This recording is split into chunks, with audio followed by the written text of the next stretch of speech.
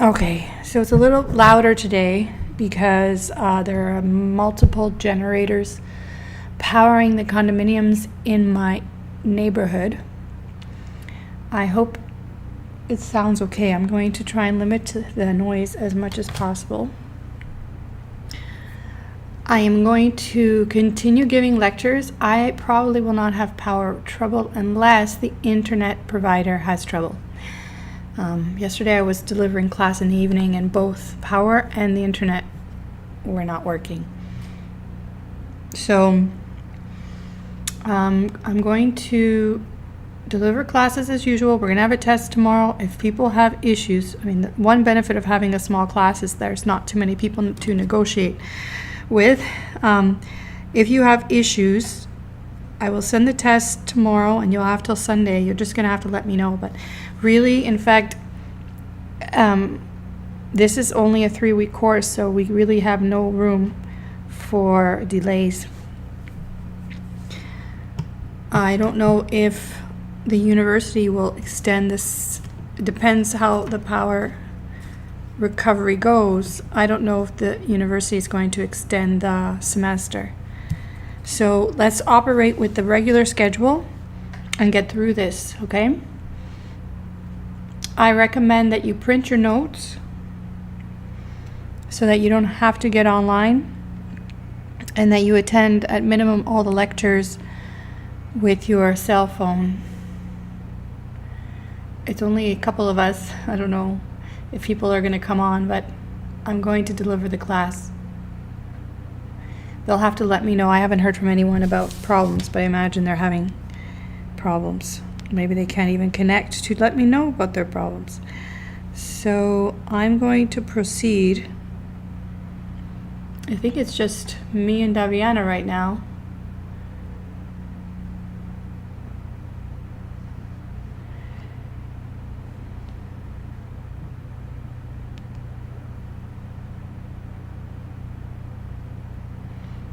Okay, so I sent you a bunch of notes. Those should be referenced for the test. There'll be questions on the test similar to those, so practicing those will be your best bet. Hello, Angel. So I said a few words about just staying on schedule. Let's stick with the schedule despite the power issues. I've given you enough of a window that as long as you print all the documents, you should be able to study and work on this, okay? Work on the test on the weekend. And I do think I have in the prontuario that you need to have a printer for this class, and paper, and ink, or toner in your printer. Okay, it's a tight course, and the bonus is that we're done in 3 weeks. The downside is we cannot have any disruptions. All right, so I'm going to proceed with the document, one of the first documents I gave you.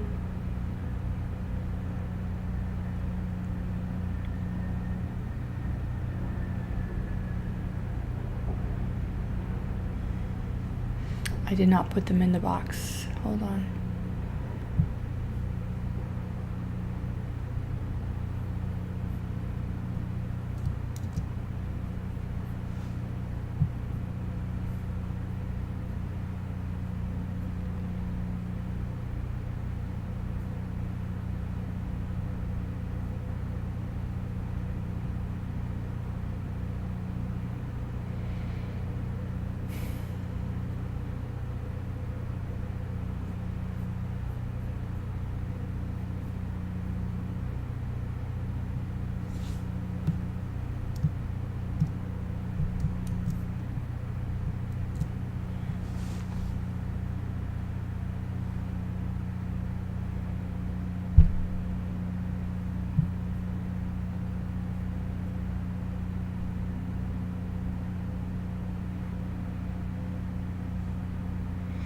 Okay, so let's go to document 2.5. That's where we left off, actually the 2.4. I gave you the solutions, but let's discuss them.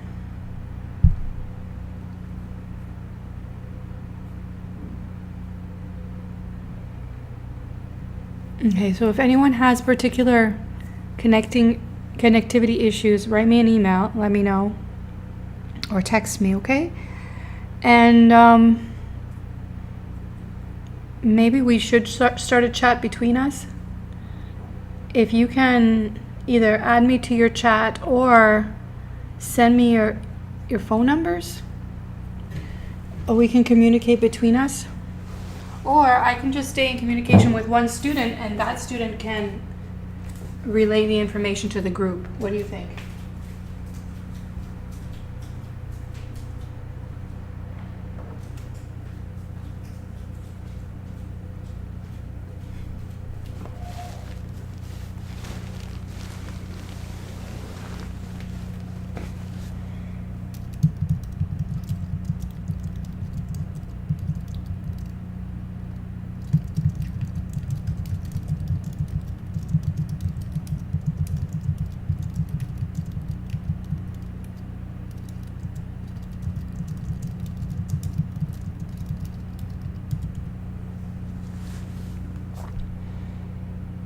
Okay, so you can add me to your chat or I will communicate with Daviana and she will relay info to your chat group.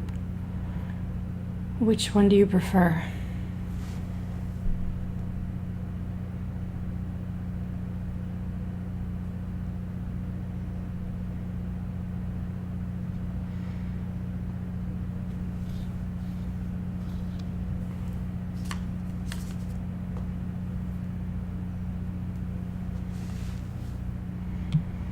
No comment? Okay, so this is where we left off yesterday.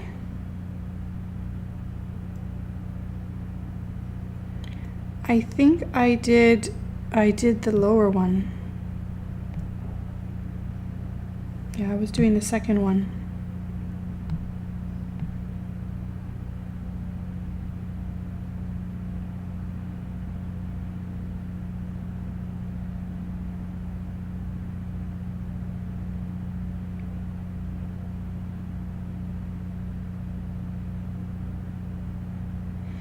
I don't think there's even an answer here.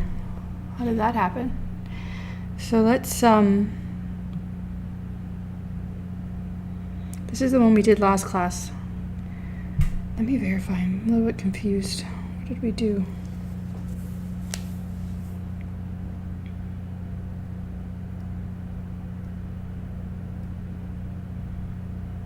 Anyway, I remember doing this one.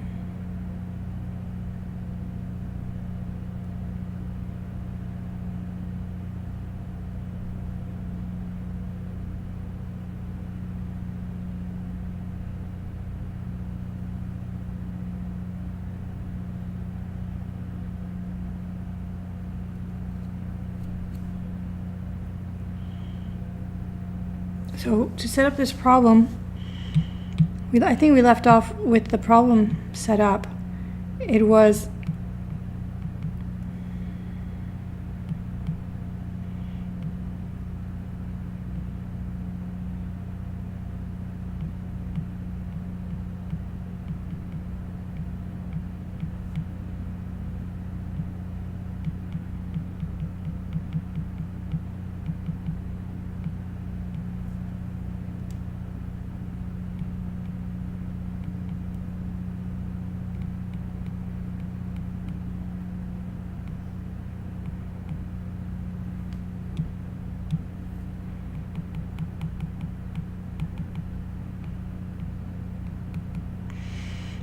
so this is the problem once you convert all variables to semi-annual periods.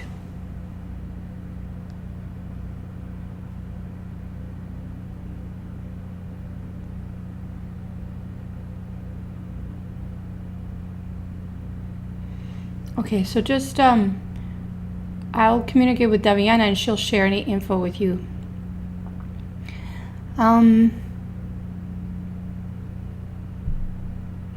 So let's do this problem.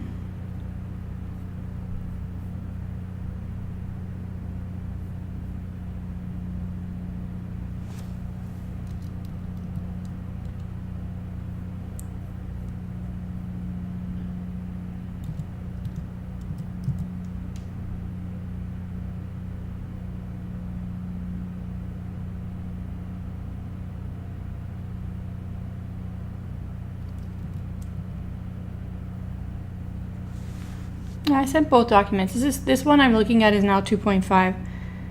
I sent both documents. Kevin, maybe, I don't know, you didn't get both, but this is document 2.5.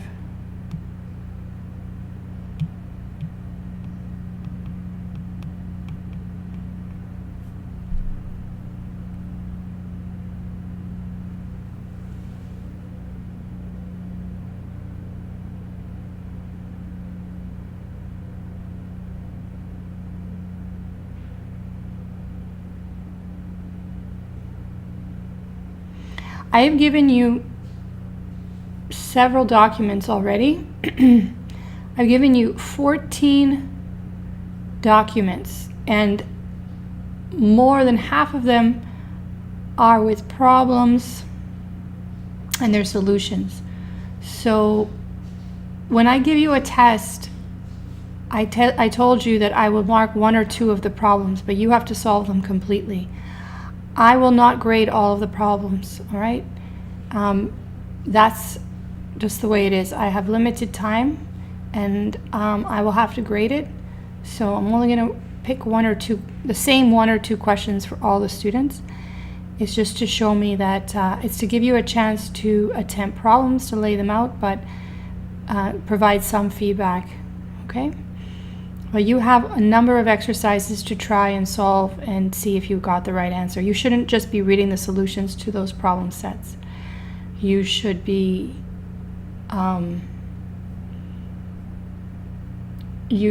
trying to solve them.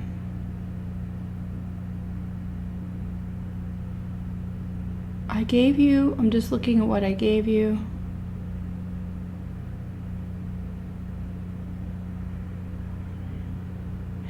Yeah, the only one I didn't give you solutions for was 2.14, the G-star problem. I have to keep some of the solutions for myself for testing situations, but all the rest have solutions.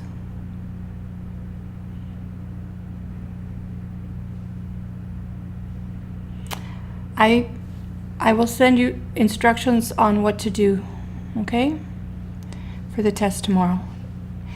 So in the meantime, let's just study, all right? So then here I have the coupon. We already decided, last class, that the coupon was $60. And then, and the price, we know the price as well. The price is $1,057.98.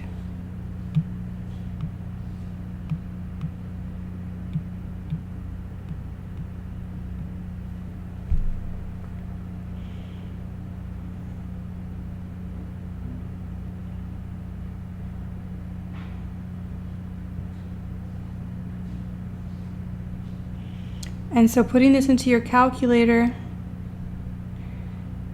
with 50 in N and interest is what I'm trying to find, so I won't put that in. Payment is 60.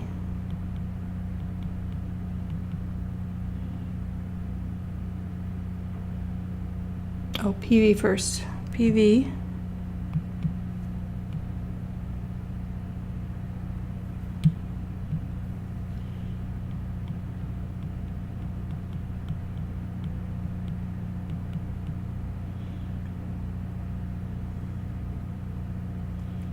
And then that's what you would pay for the bond. And then 60 into payment is what will be received. And then 0 into FV, because that's, no, sorry, 1,000 into FV, because that's the face value of the bond, and that will be received, so that's a positive. And then you compute I by Y, and what do you get?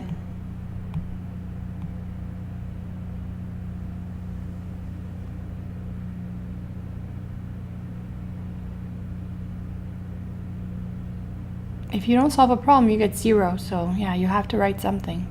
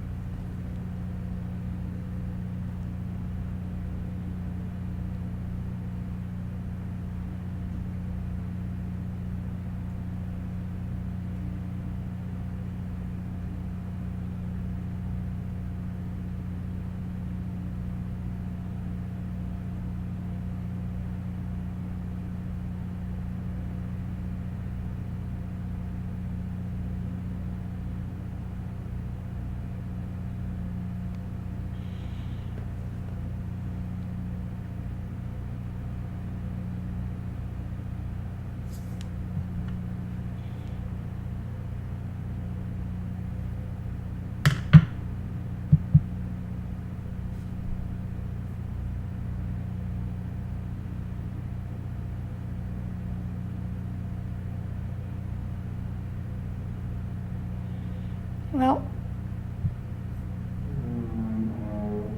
you will have to be able to do problems by yourself.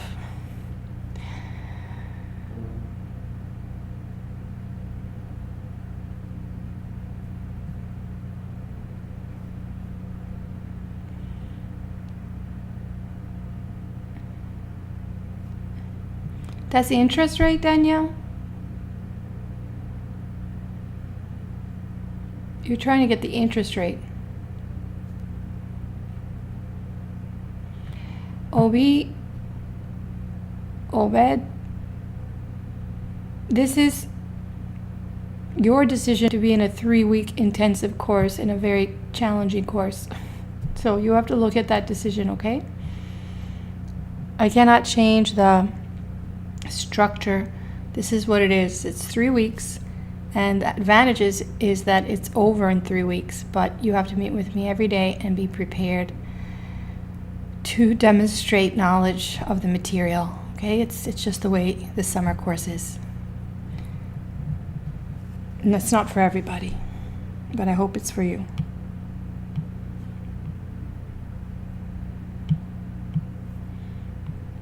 And this is actually review. This should be review. You should have learned this material already, but I'm taking some time because it's the basis for what we do next.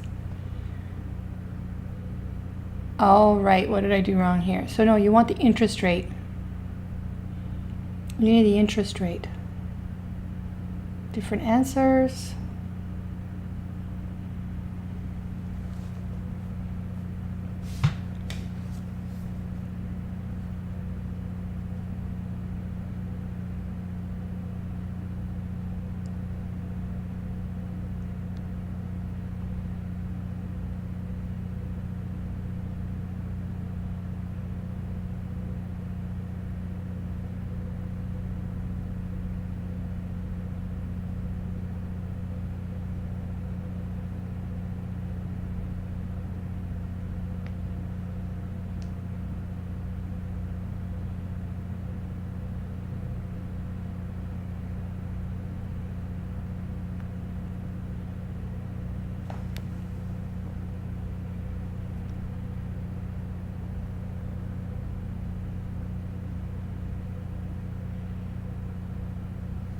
So let's do this in the calculator together.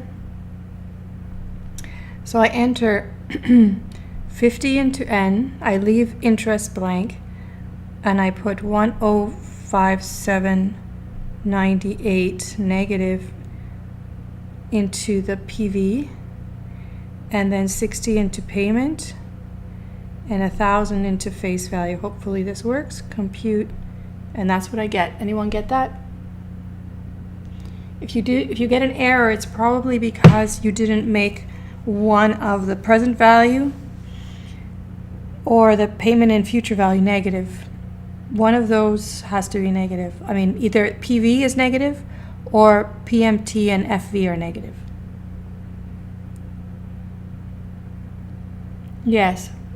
So what we have here, what is this? This number is called the semi-annual effective rate.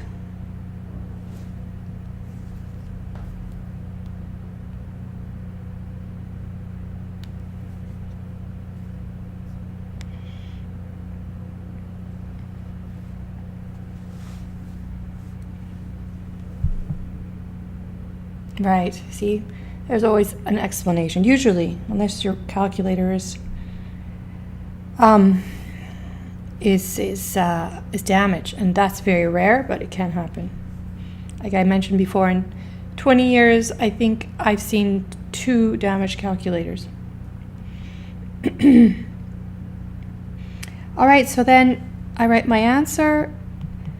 EPR 1/2 is equal to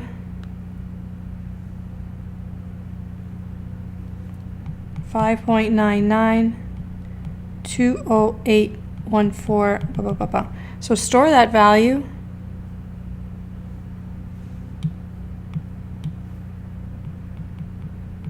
Just store that value in case something happens and you lose it. Now what do we do? Is this the answer? This is the effective semi-annual interest rate or rate, yield to maturity. It's also known as the rate per semi-annual period compounded semi-annually. So since these are the same, that's what makes it effective. Okay? The statement of the time interval over which you're making the statement, right? The period over which you're making the statement, the semi-annual period, it compounds over that period. That's the same interval of compounding. But we need to change that because they're asking us, so if you were to solve this problem, and this problem was out of 5 points,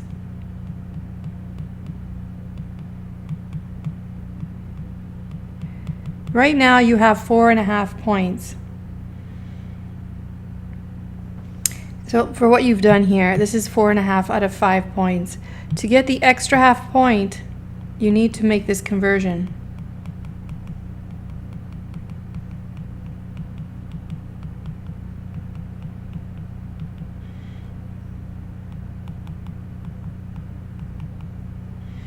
You need to find the stated rate. You need to convert this. So what is the relationship between the stated semi-annual rate and the effective semi-annual rate? I will send it through email. And you will send me your work through email. Yeah, we're going to use email. Daviana, what's happening with your calculator? When you ask for it, it's a blank? Because you have the HP, right? Let's try this in the HP. Okay, so let's see. In the HP, I'm going to put 50 into N. In the HP, these keys are at the top. And then 1057.98 negative. That will go into PV. And then 60 into payment. And at 1000 into FV. And I ask for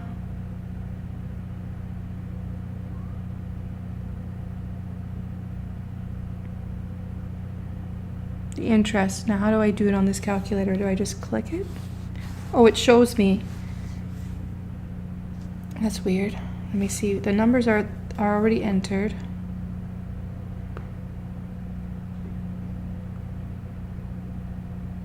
Oh, right, because the settings, you have to set the calculator. No, it's P by Y and N.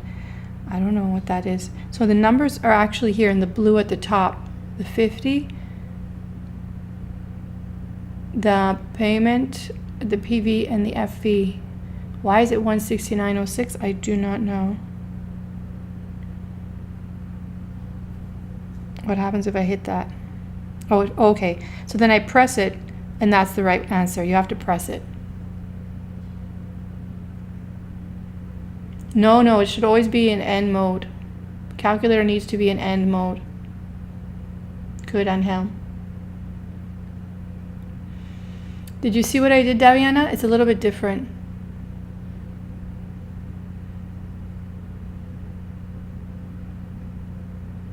No, it must be in end mode. The only time it should be in begin is if it says, if you have to put it, if you have to calculate it for an annuity where the first payment is today, now. Or, anyway, for bonds, the first payment, the coupon is 1 period from now. This number is not the same as mine. I know, it looks a little bit different, doesn't it? Let me see. Yeah, it's a different number. So what's going on here? Let's see.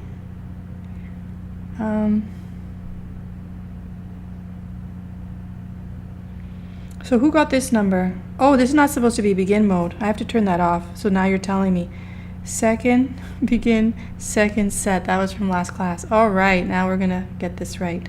So I'm gonna ask to compute, sorry for the error. There it is, now they're the same. That's the right answer, and I'm going to store that in 1. I apologize. Thanks for letting me know, Angel. No, it should not be in begin.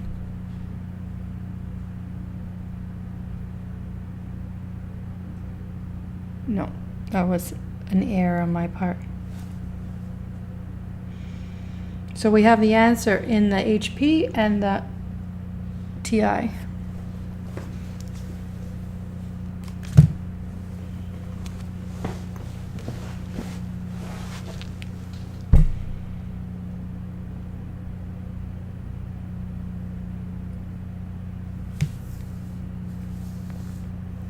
All right, good. So this is the effective rate, and then from our understanding from yesterday's class,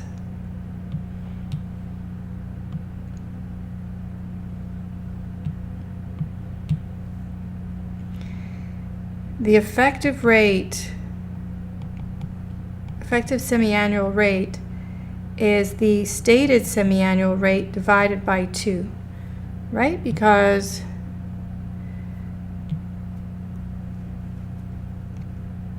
this is the rate stated, it's the simple interest. We have to divide the simple interest by 2 to know what it is for interval, or semi-annual interval. Or we have to take the stated rate and divide it by the number of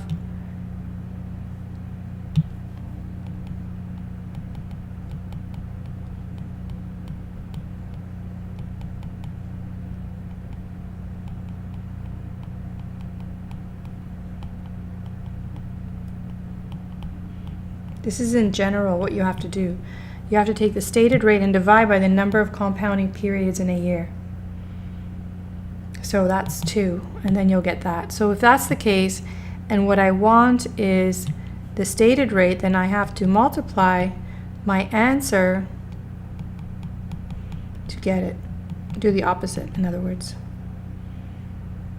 So I need to take this value, multiply it by 2, and that's the rate, 11.29999.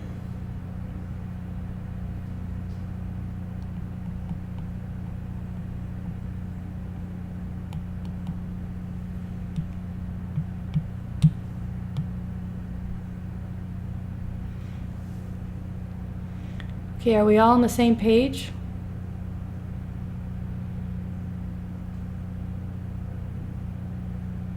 I know I need to get that because it says find the rate of the bond per year compounded semi-annually. I'm asking for the stated rate over the year compounded semi-annually. Since those are different, I know I have a stated rate of simple interest, not the effective rate.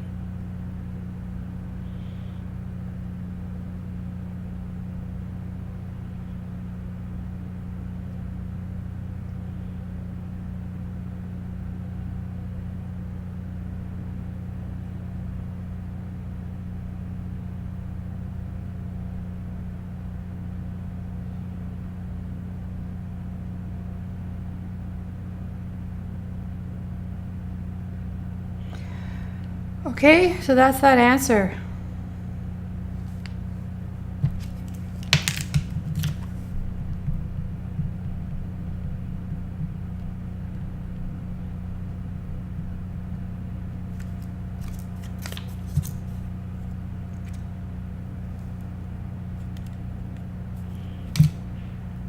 Well, you have to multiply this by 2, not a rounded version. Oh, jeez. The wrong number is still on my screen. I have to fix that. Thank you.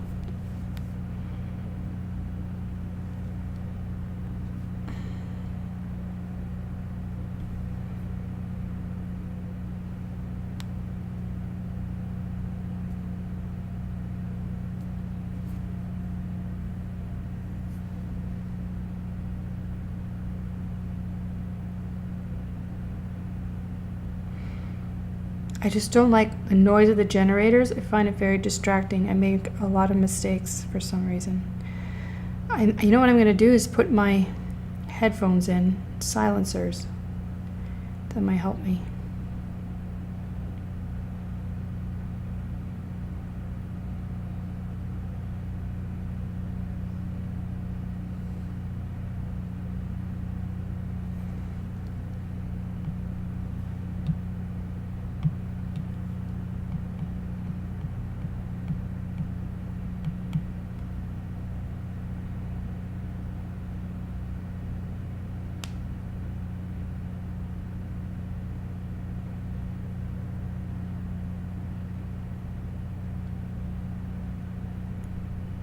So rounding, you need to follow directions on rounding, whatever the directions are in the handout.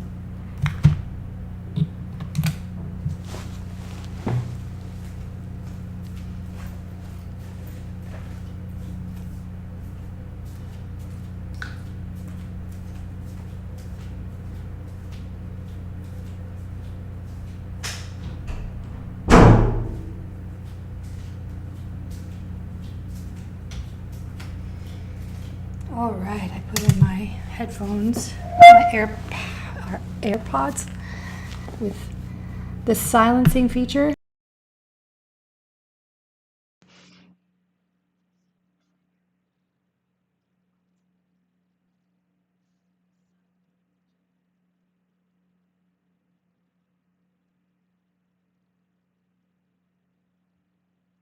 Oh goodness, so now what's going to happen? It's going to go through the AirPods. That's not going to work. That's not going to work. The sound is coming back at me. Okay, so how do I do this? I have to set the... Oh, so funny. So funny. So if I pick the sound...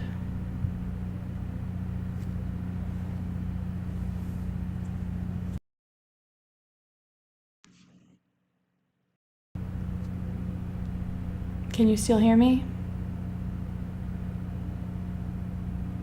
Do you guys hear me?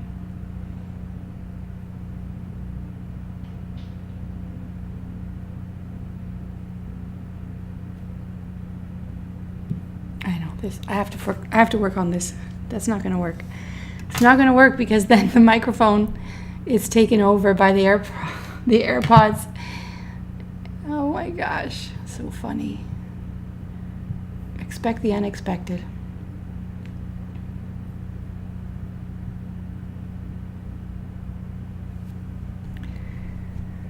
Oh, okay, let's just continue. So let's try the next exercise.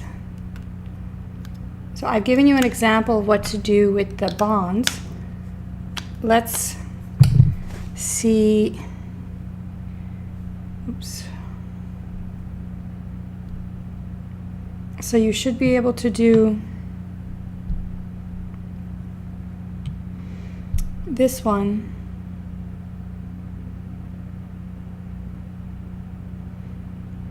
Which I don't know what happened to the answer. So I did an exercise here as an example. Then I gave you this question. I just gave you the answer. And okay, I guess this is just the question paper. This is 2.4. Okay. So then for the next one, you guys should be able to do this, right? So do this one on your own. You have the answer.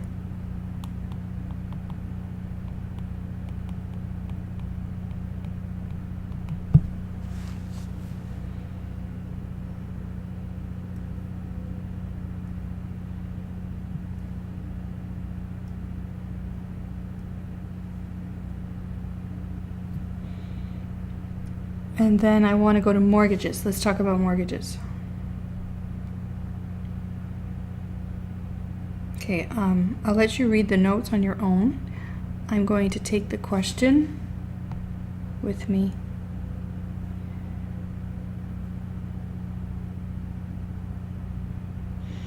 Actually, let me take it like this.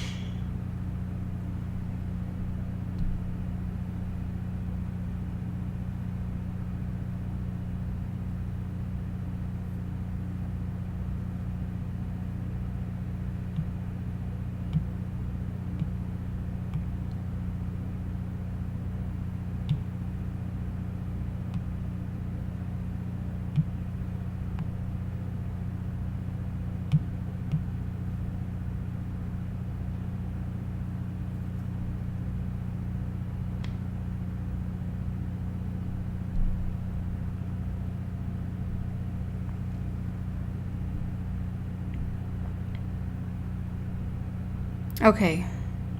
You have a 25-year mortgage for $1,000 at a rate of 7.4 per year compounded monthly. You see it says per year compounded monthly. That means that you've been given a stated rate that's a monthly rate of 7.4%. So for the use of our formulas, we have to convert that to an effective monthly rate by taking the stated rate divide by number of periods of compounding.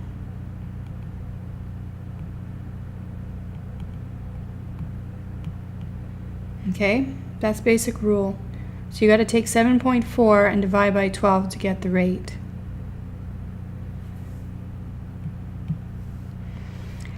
So for every problem, we begin with the question, what is the timing of payments?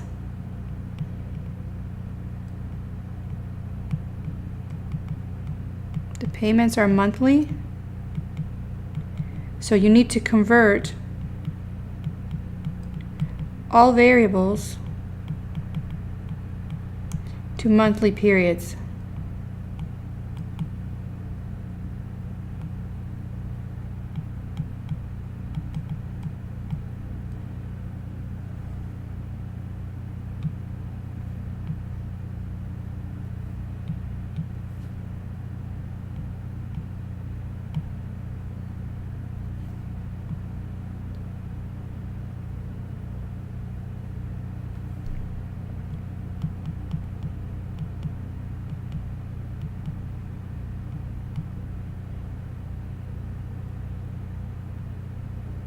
I'll just leave it as a percent.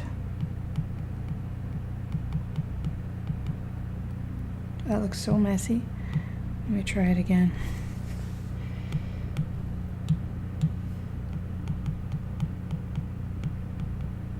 Yeah.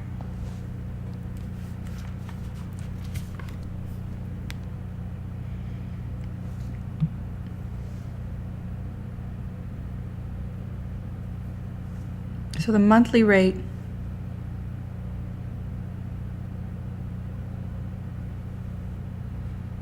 is 0.61667%. It is a repeating decimal.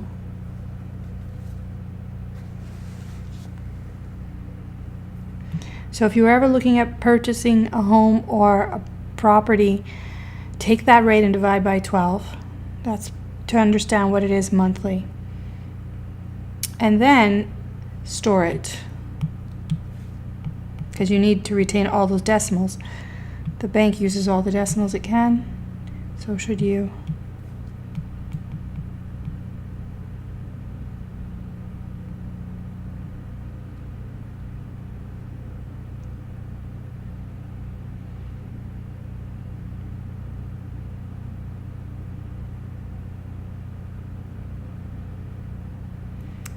All right, so now what?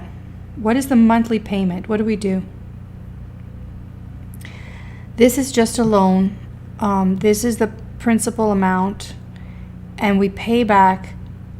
For a mortgage, you pay back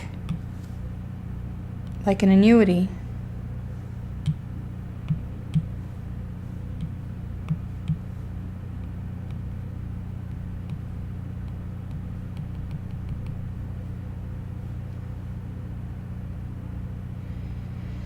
How many periods on this mortgage?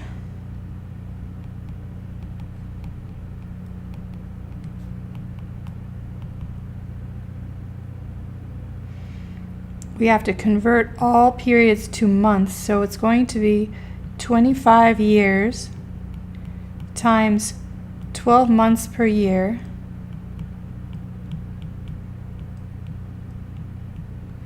for a total of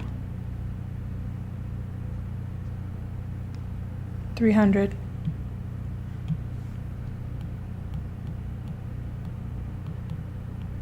Okay, so you should make a title so you remember that's in months.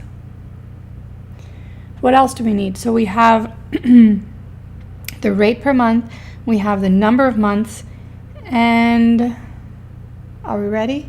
We just need the payment. We have all the other information. So this is a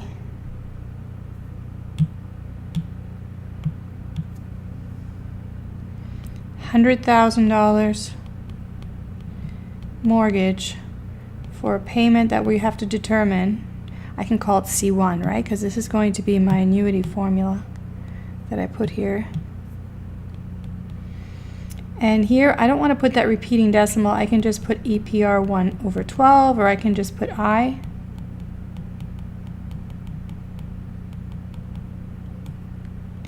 And I have to put a power here. The power is 300. Is that it?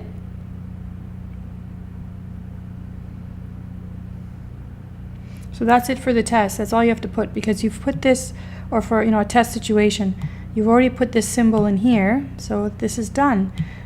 Let's indicate what our keys are in our calculator. We're going to put 300 in N. The interest is going to be recall 1. And we can put it in because it's already in a decimal. And then PV is what we are getting, so this will be a positive 100,000. And then payment is what we want, so we'll just leave that blank. And then we put 0 into FV. What did I miss? Oh, that's everything. All right, so then you compute, and what do you get?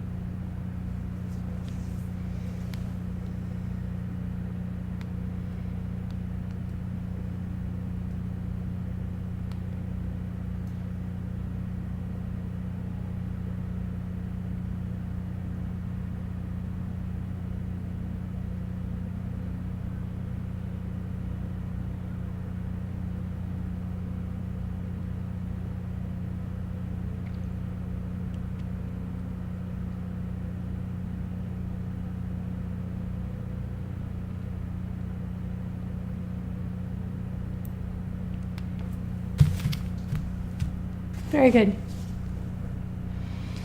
So since I put this as a positive, then this will be a negative, right? Because that's how it works, but also that's going to be the payment I make. So it'll be a negative cash flow. But I'll just write down 732.50. So this will be the payment that is made every month for 300 months. $732.50. You can circle your final answer. Ready for the next part?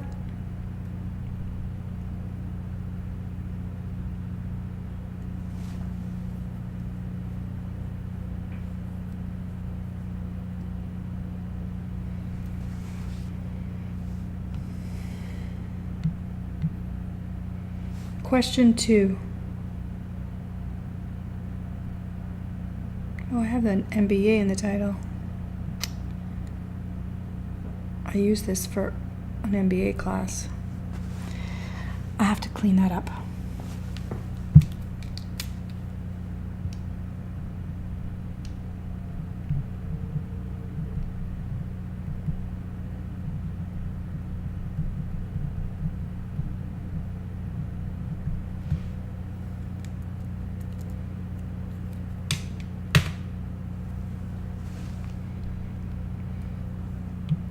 So you just have to follow the steps: 300 in N, recall 1 into interest, 100,000 into PV, 0 into FV, don't forget that, and compute payment. If you have the wrong answer, clear TVM.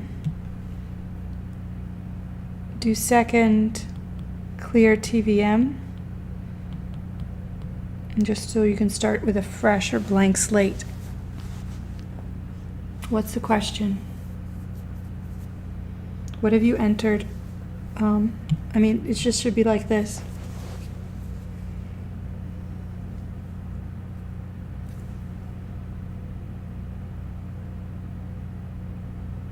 What is your doubt?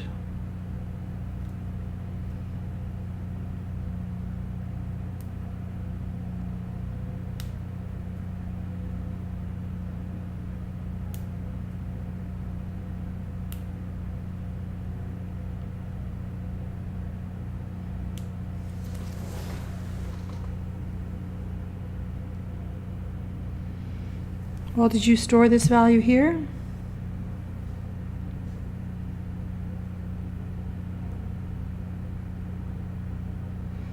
You need to take 7.4%, 7.4 divided by 12 and put it in storage to use it. Angel, what's the question?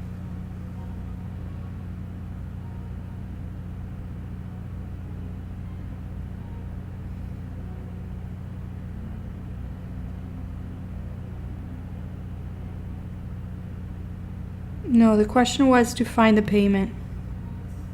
The earlier one was for the percent.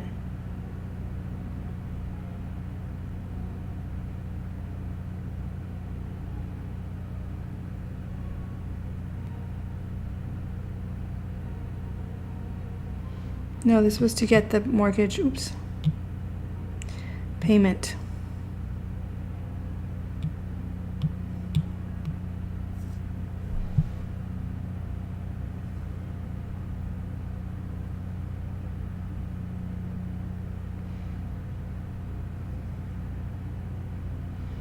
Nope, that's all we have to do. It's just every payment is $732.50.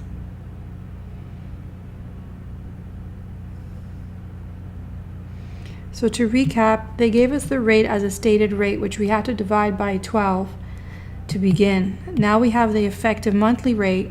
We store it and use it in our calculation for the payment. What happened here?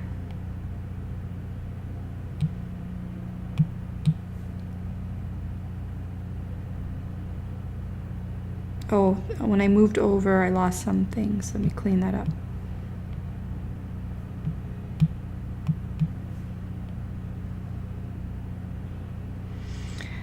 This got all messed up when I moved over. Let me fix that.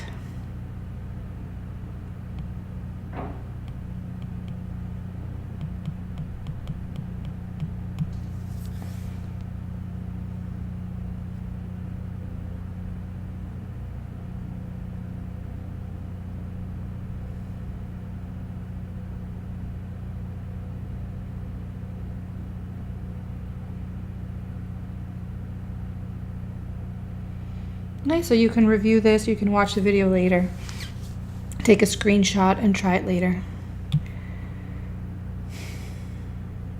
Next problem. How much of the first 3 mortgage payments goes towards the principal and the interest? So this is an amortization. This is the table for amortization that I've put here, and we're going to work through the steps of filling the table. Okay, we're going to do this for the first 3.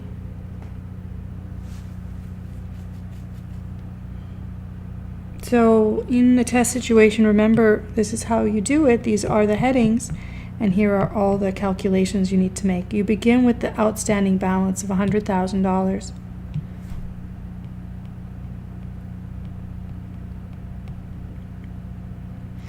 And you calculate the interest charged each month. So you need to take the 100,000 times the interest rate, the monthly interest rate. So we have that in our calculator as a stored value. Don't I?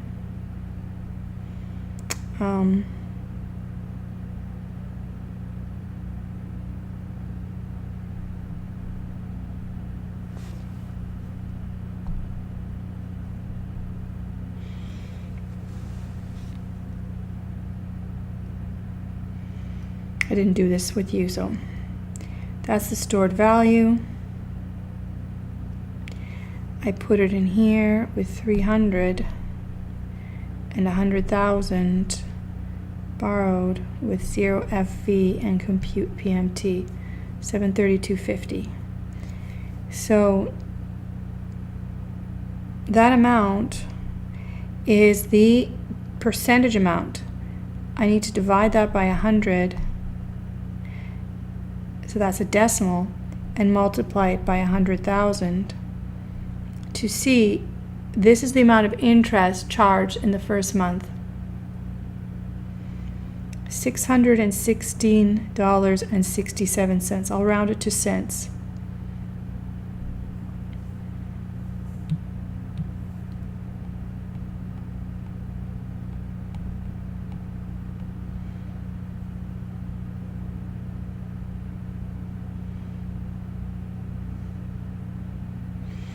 Now the monthly payment is always the same. It's $732.50, always. That never changes, so I could fill all this in right away.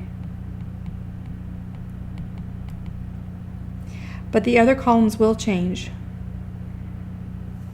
So look at this. This is the interest charged, and this is your monthly payment. So what is the amount that you actually reduce the principal if so much of it is interest?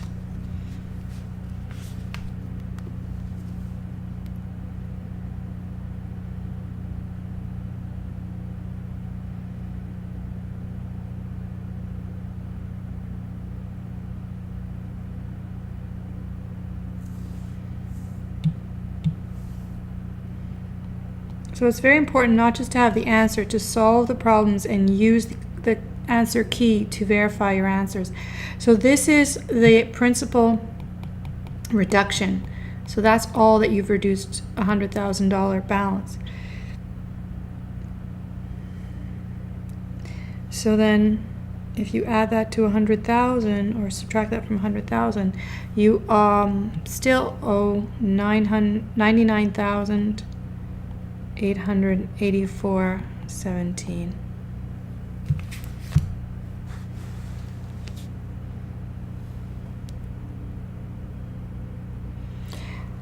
Bring that forward.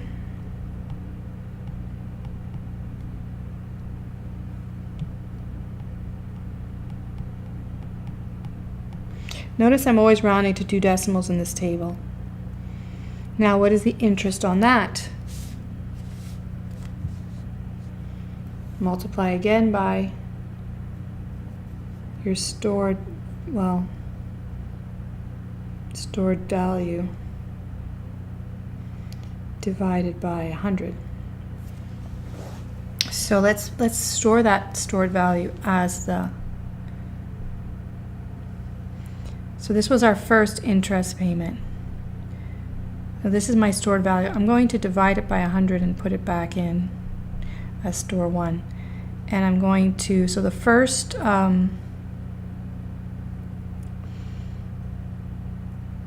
reduction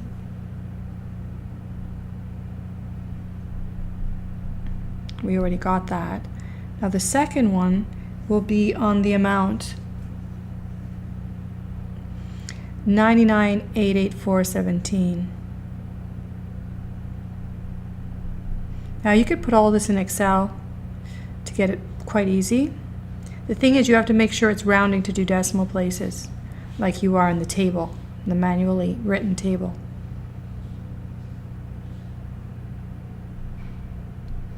So the next one is $615.95.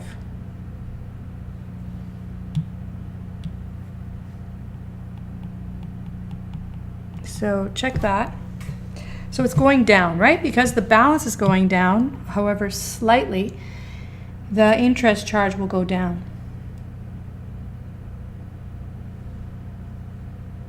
And because the interest charge will go down, the principal reduction will go up.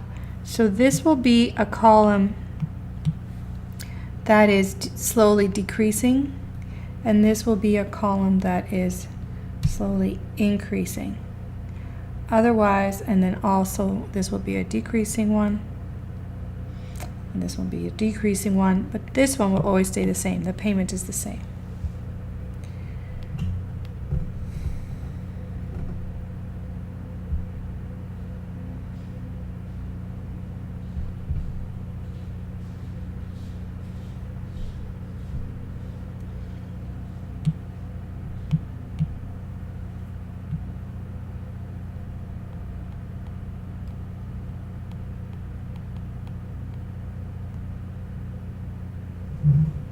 Okay, so we're reducing it a little bit more each time.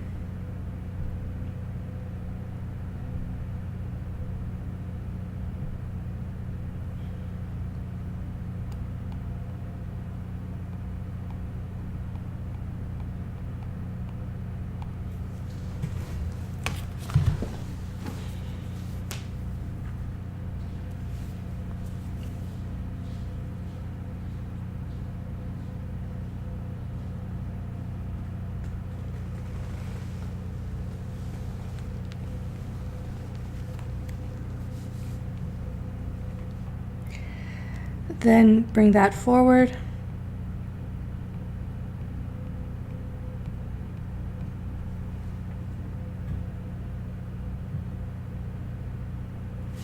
And multiply that amount by your rate.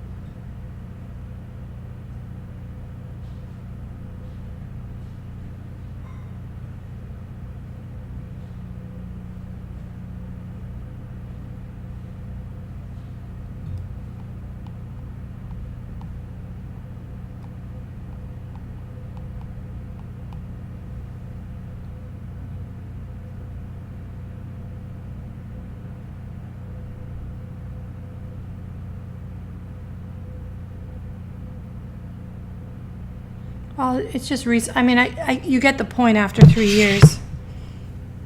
If I gave you in the test, I wouldn't ask for too many more. In the test, you have to do things in your own handwriting, so it's important to practice. But you can check everything in Excel. Just make sure, like I said, that Excel is rounding like to 2 decimal places. If not, you're going to get slightly different answers, and then in grading, I have to penalize you for having the wrong decimal places. All right, so this is how many people were aware of this, how much interest you pay on a loan. Okay, so monthly payments look substantial, but it's mostly interest at the beginning. Slowly, towards the end, that's not the case, right? In the 295th month, you're mostly paying down the principal. So initially, you're not paying the principal down so much, but you are later.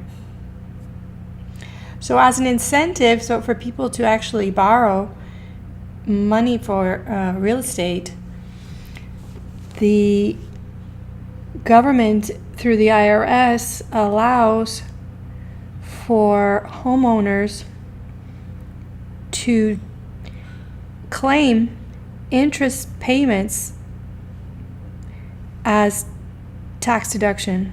Okay, they can claim it, and it becomes like a tax deductible expense for individuals. So before moving to Puerto Rico, I never had a property mortgaged. I had a property, but I never had a mortgage. But this was an incentive to get a mortgage, because I can I can reduce my taxable income substantially with property in Puerto Rico. We'll talk more about tax, tax benefits of claiming expenses on your taxes. I mean, you would have learned this in accounting as well. All right. So in Canada, that's not the case. In Canada, you cannot claim interest payments as a tax deductible expense on your home. That's unique to the United States. All right. Next problem. Assuming that the mortgage rate remains 7.4% for the remaining time of the mortgage, what is the total amount of interest paid during the 25-year period? How will you figure that out?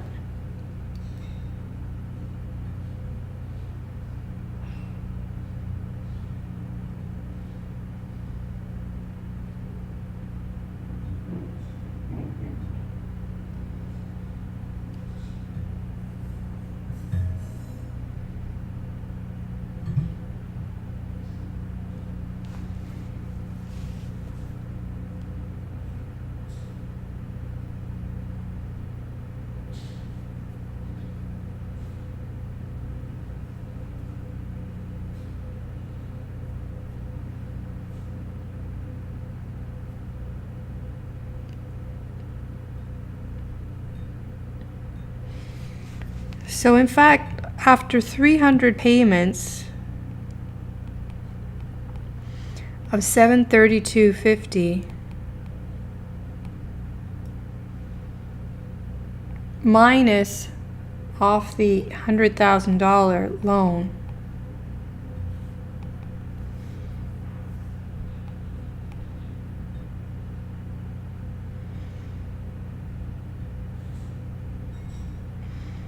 this means a total of $219,750 in payments.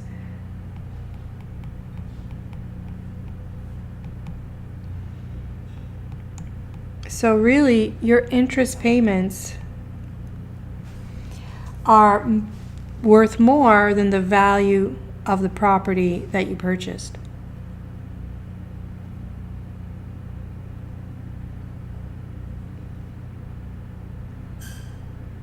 So people could say, well, why would I do that?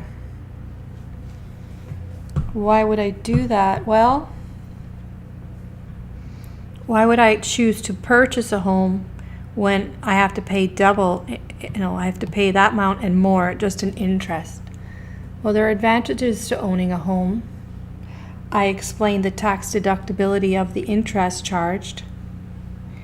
I also would mention that you have a home to live in, and in the meantime, as you reduce the balance outstanding, I could have another column here and call it equity, and that would be your value holding as an owner as an asset. You would have that home as that asset, or property as an asset. So the equity would be to just see what you've actually paid down.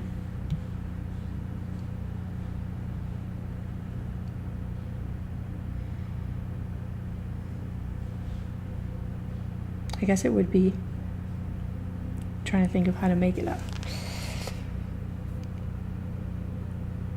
Yeah, it would just be E. It would be A, or it would be 100,000 minus E. That would be your equity.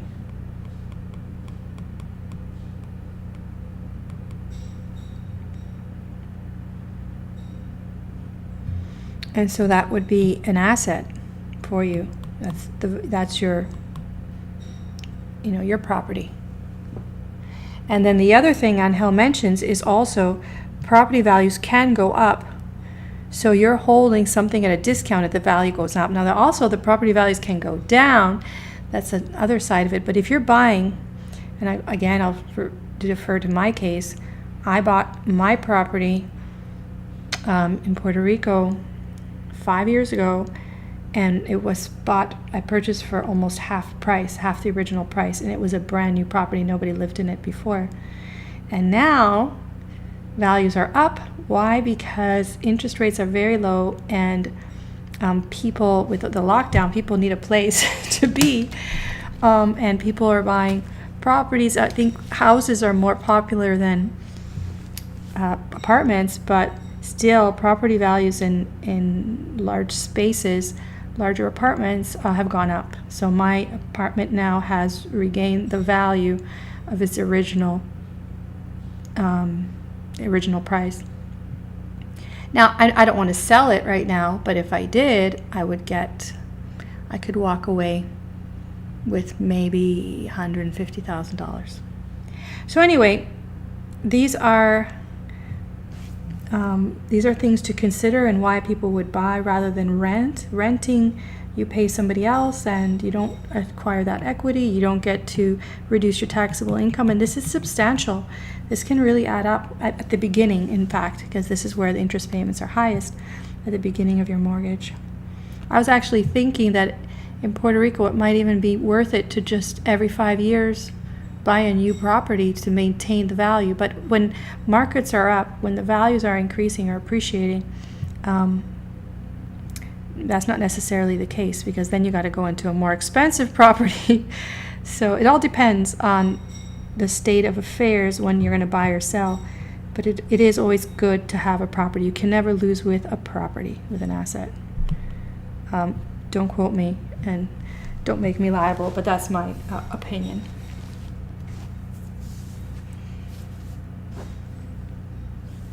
Okay, so there's some advantages to that.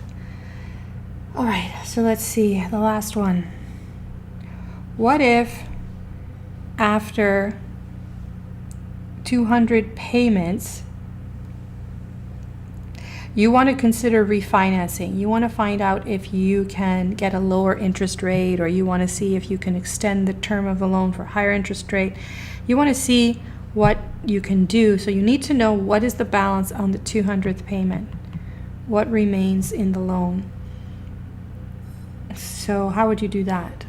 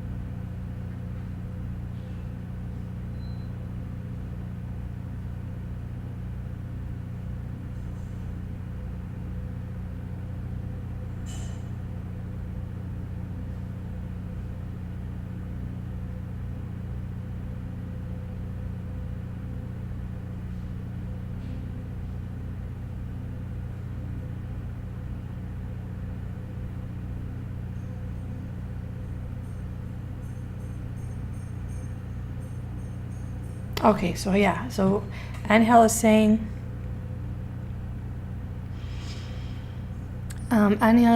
that's how much you have left.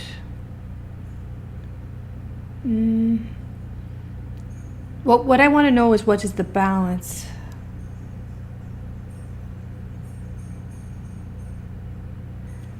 What I want to know is, what is the balance?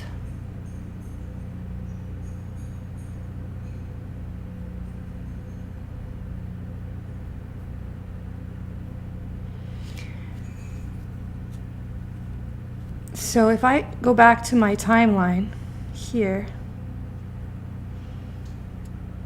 I'm going to borrow it.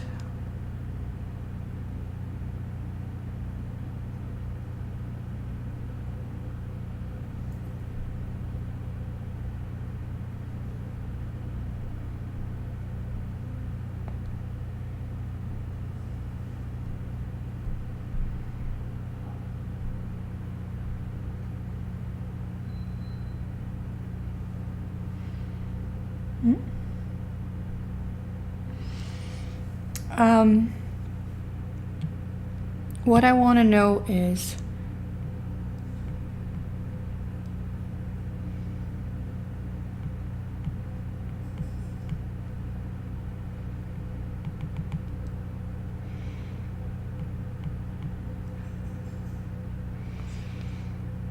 what is the present value here?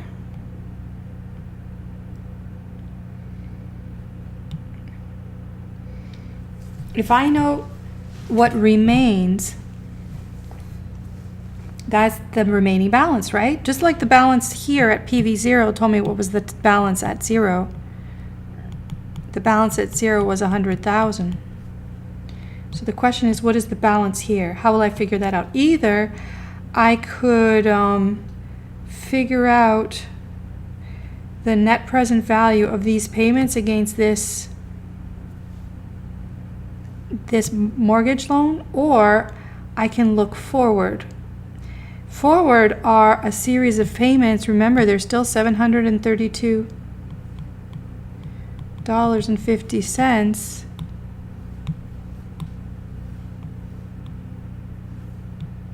all the way to 300. Now, because of time value of money, I don't multiply those. I use a annuity formula, right? Of the remaining payments. Those remaining payments will cover the balance. So to know the balance here, that's how I figure it out. So yeah, you could go this way with a net present value calculation, or you could go this way. I will go with the present value 200 calculation, which will be equal to an annuity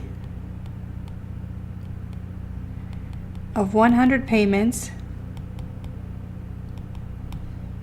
Okay? So it will be $732.50. And we don't have to, we can round this because this is a payment, and payments are made in dollars and cents, okay? Otherwise, we don't round decimal places. We keep those. All right, so the interest rate, you could just write an I there if that makes you happier. I have to teach you, so I want to remind you that that's the monthly effective rate. And we have 100 more of those. That's it. See if you can get that answer.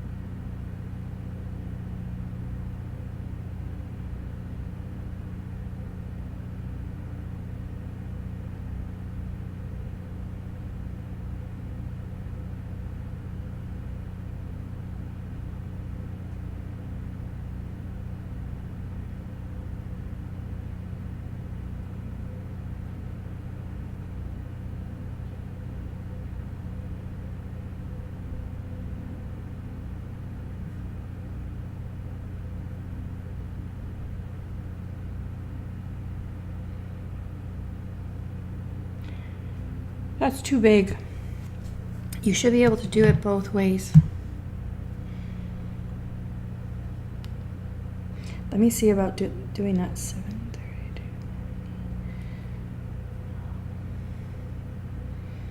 Let's see. I'm gonna see about doing it both ways.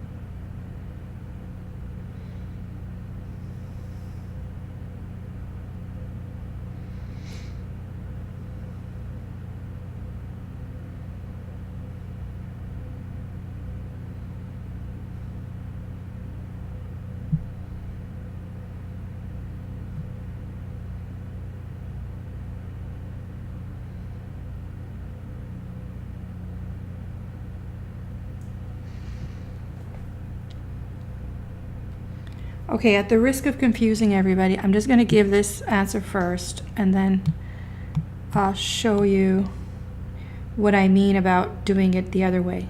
So the one way you can do it is this way, discounting back to here, all right? And what do you get? You get 54,549.31. Everybody's okay with that? Make sure you can get that, and then I'll show you the other way. It's not the right answer, Angel, but I'll explain why.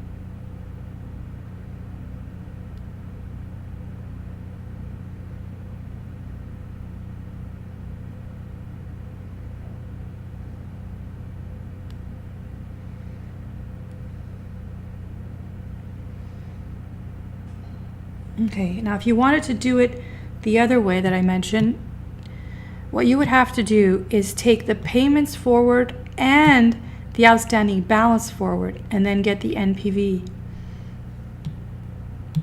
So you would do, because you're making payments, right? And imagine that they're accumulating value because of the time value of money setting. So your payments would be to get the future value at 200 of your payments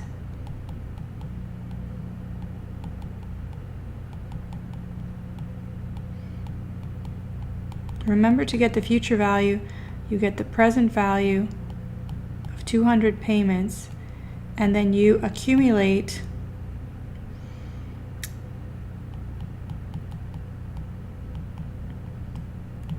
for 200 payments, right? Because that will move, that's the formula for present value, and then we got to push it over to 200. Now those are the payments, but you're trying to figure out the balance. So what you also have to do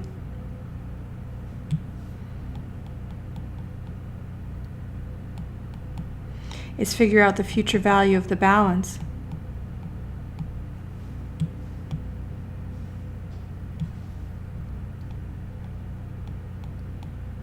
What's the future value of the balance?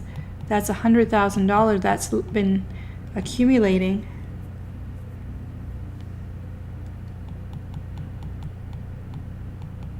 You know, what's the value out at that time?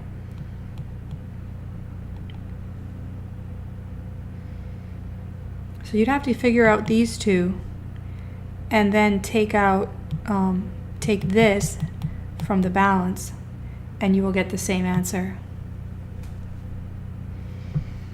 So again, at the risk of confusing you if people don't like that, but that's the second way to do that.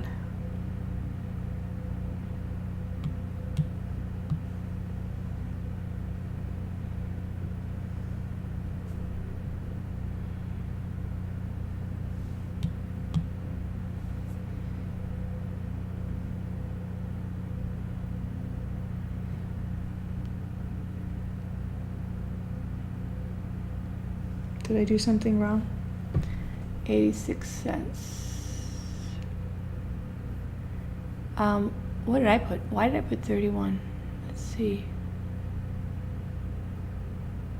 54549. Let me see.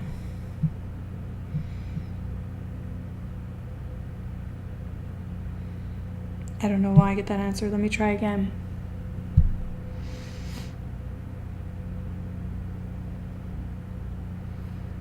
Maybe I rounded. It has something to do with how many decimals you're rounding. So let's see.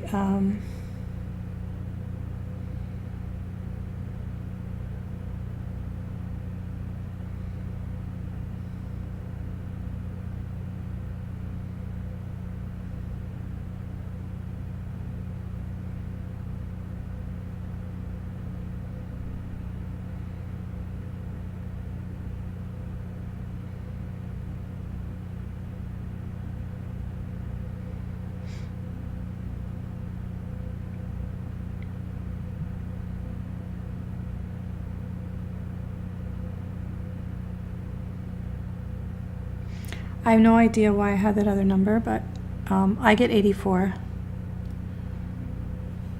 I don't know what happened.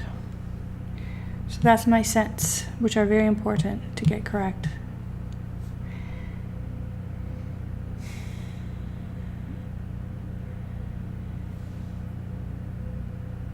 So how did I do that?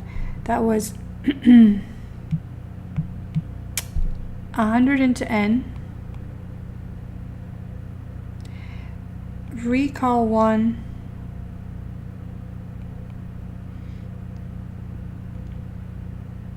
it depends how you put it in there, times 100 or divide by 100. I'm not sure. In decimals you want the percentage.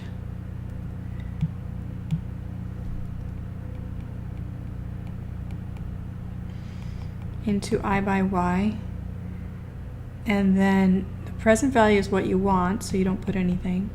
The payment is 732.50 into payment, and then 0 into future value.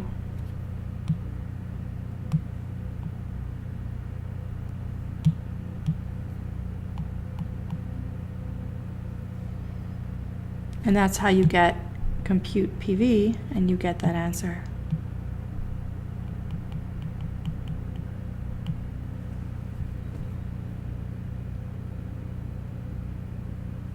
Double check. You should have 84, and you shouldn't round the decimal. You shouldn't round the interest rate at all. You should keep it as a repeating decimal.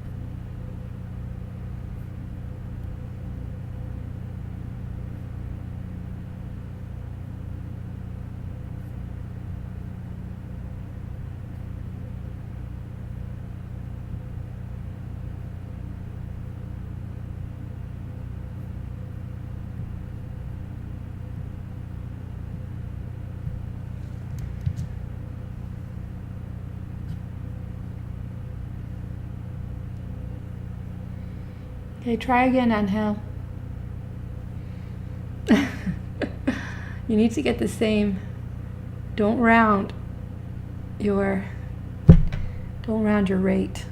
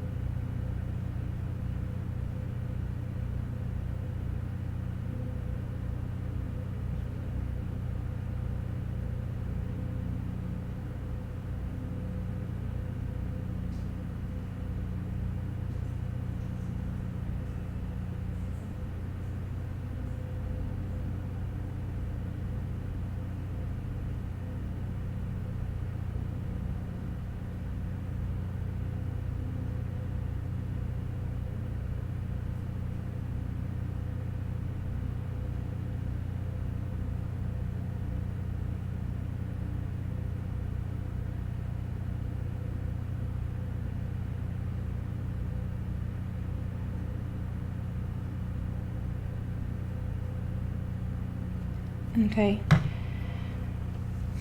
So for these two, this other method,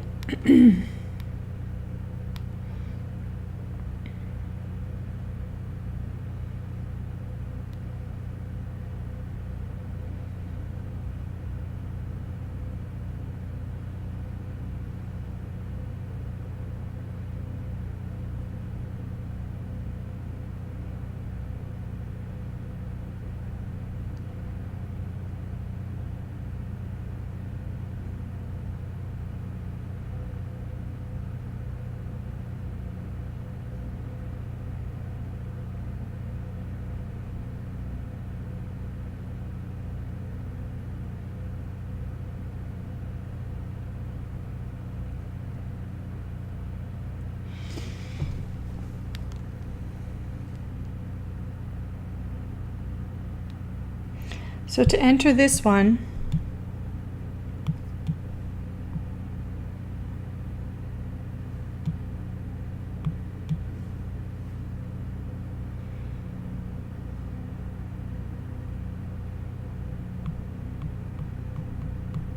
$200 into N,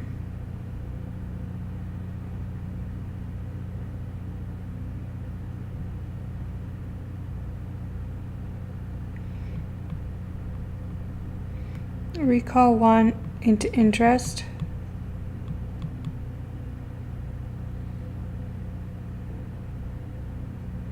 we're going to put 0 in PV because we're going to ask for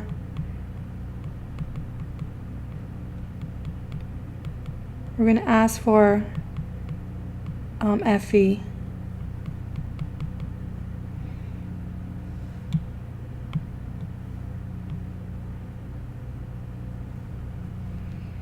That's the first one. And then store that in 2.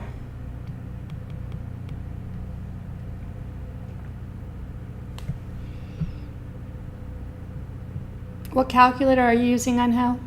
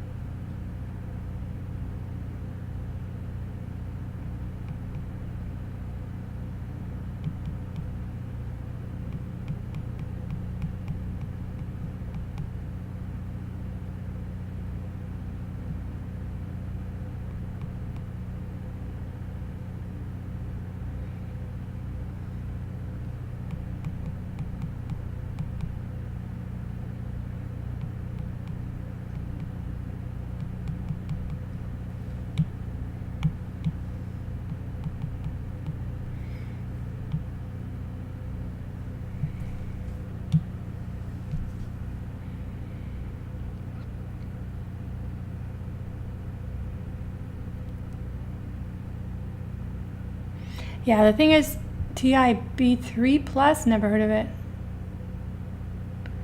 So,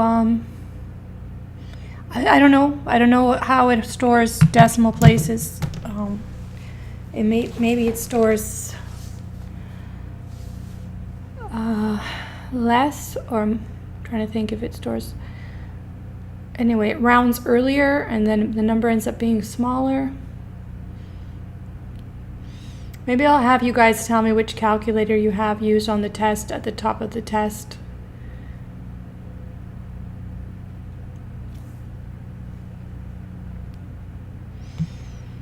So,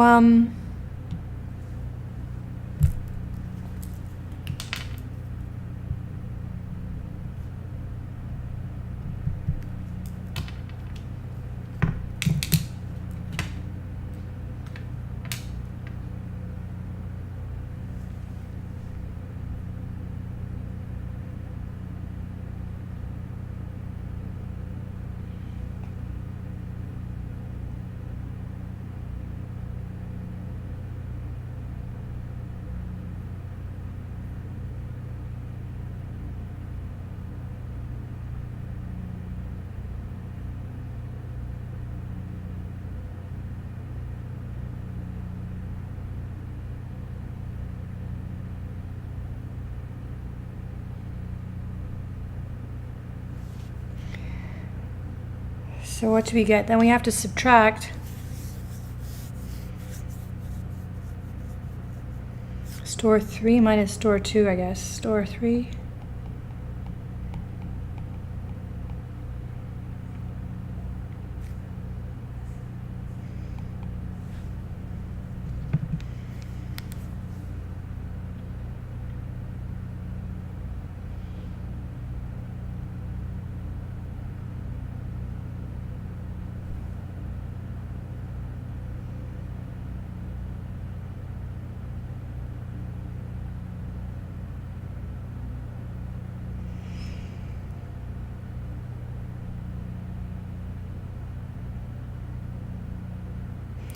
Are you using 732.50 on Hill?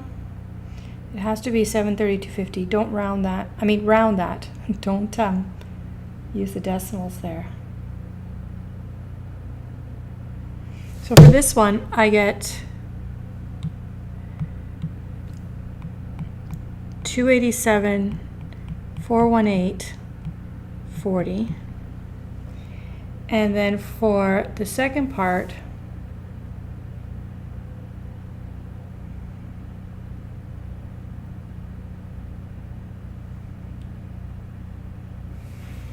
I get 341, 967, 71, and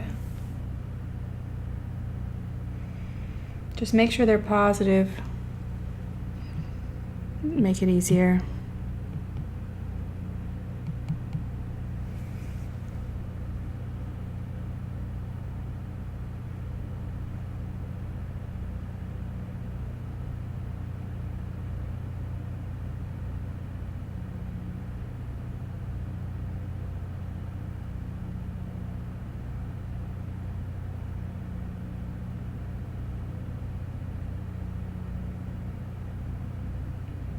I get that same thing again with the decimals.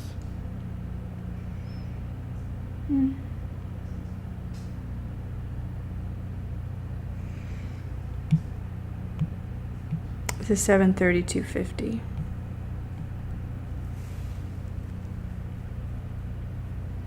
So anyway,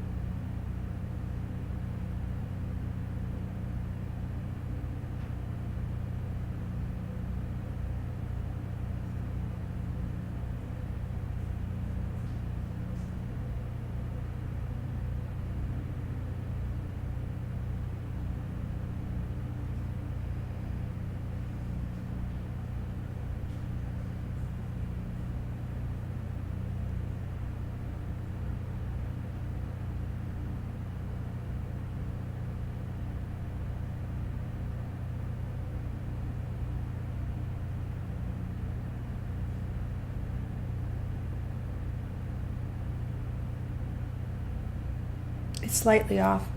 But anyway, it should be like that. I'd have to think about why it's not exactly the same, but it should be the same.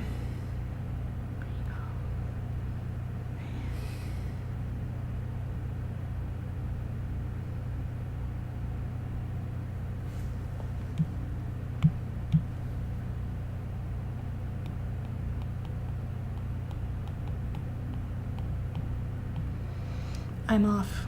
But I got the same number as I got above, so that's very weird. Something about the decimals storage.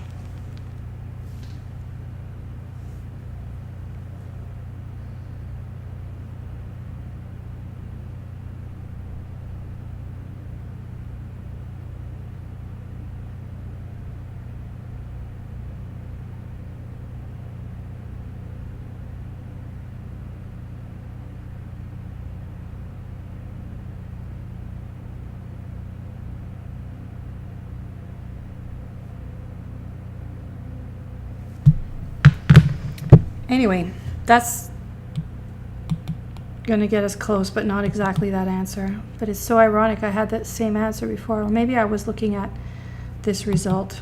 Anyway, that's my approach. So this is probably the easier way to do it, right? And this one ends up being a little off. I have to think about why. Okay, so it's 10:45. This one is done. Let's see what else we have.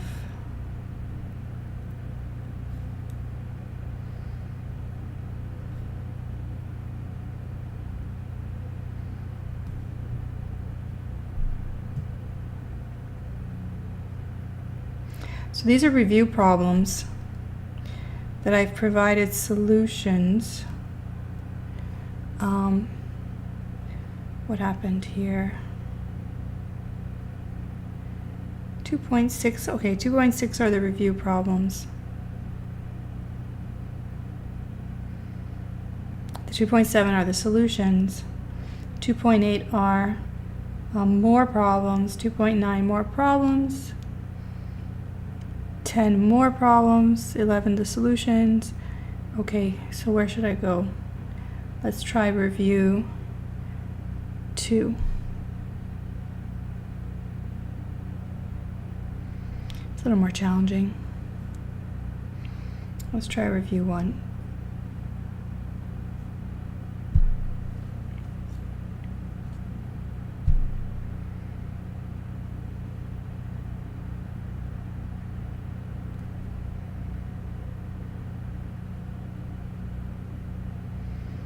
Okay, review 1 continued. Let's do a dividend problem.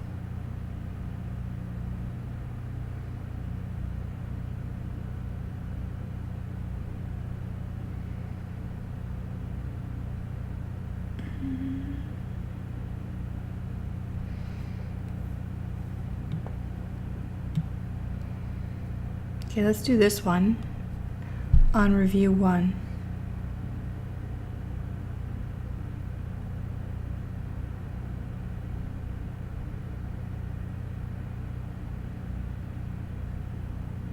So we've done mortgages, we've done bonds, we've done, I want to do a dividend problem, and then let's try something like, well, no, let's just do that one, and then we'll look at what we have to do next.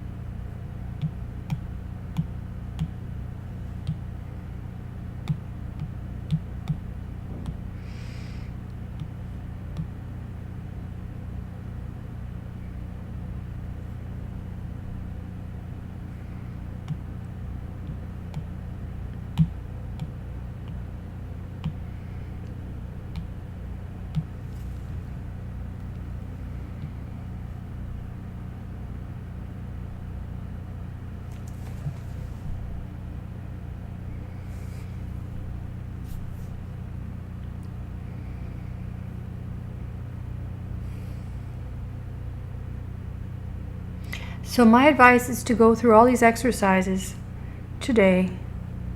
Tomorrow morning I'm going to send you the first test, and you'll have a little better idea of where to look for the answers in your notes if you review them today than before waiting for tomorrow.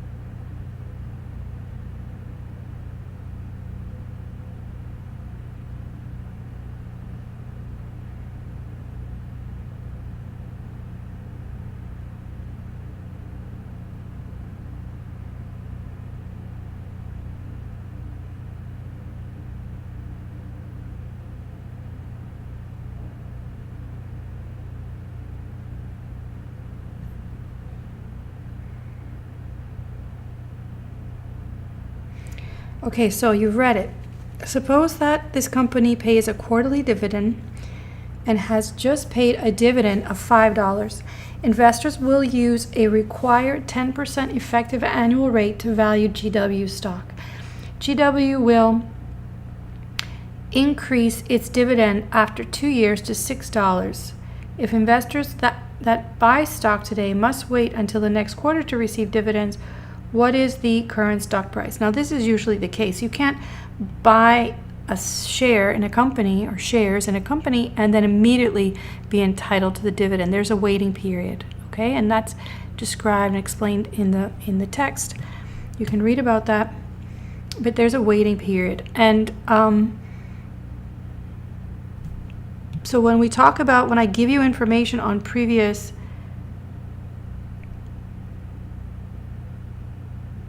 when I talk about previous dividends, it's just to help you determine the future ones.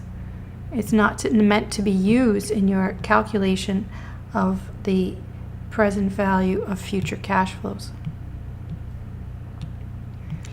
So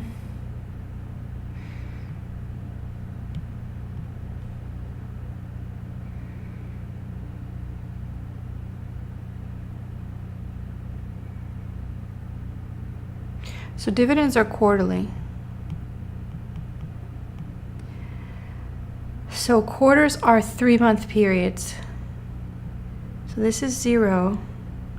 This would be quarter 1. Actually, I'm going to make it 1, 2, 3, and then this is year 1. And then first quarter, second quarter, third quarter, and year 2. And then we can continue. Now, remembering that these cash flows accrue forever, indefinitely or forever. If you purchase stock today or looking at selling it, valuations should consider the present value of future cash flows to the asset.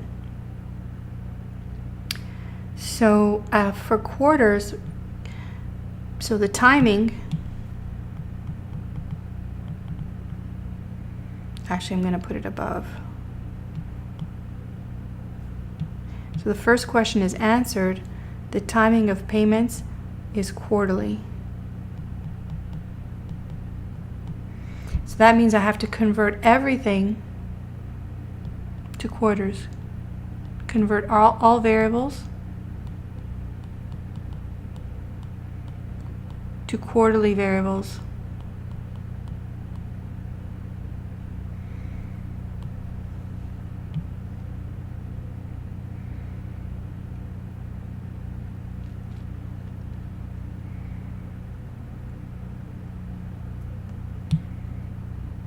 So this is $5. Sorry. It's $5 and dividends are quarterly. So this is 5. This is 5. All 5 until year 2.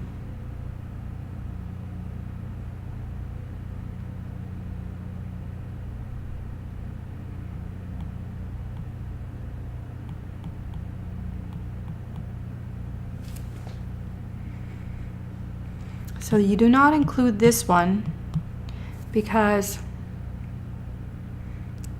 that's not what you'll be entitled to as a prospective investor looking at purchasing it or looking at the value in the future. You don't include that one. So what do we have here? This looks like the first annuity problems that we were solving earlier. The catch is that they go on forever, so we need to use the perpetuity formulas. On the first portion, though, we do not have to do that. On the first portion, we have these. How many are there? 1, 2, 3, 4, 5, 6, 7. So there's 7 payments.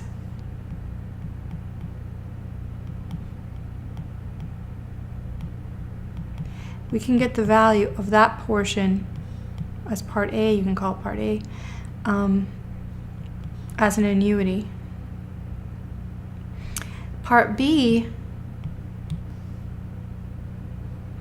you can get the value here.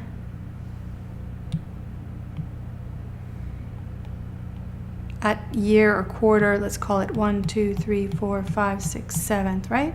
This is the 7th quarter. Remember, the first one has to be one period from when you value it. So if it's over here, you got to start here. Now this is a perpetuity,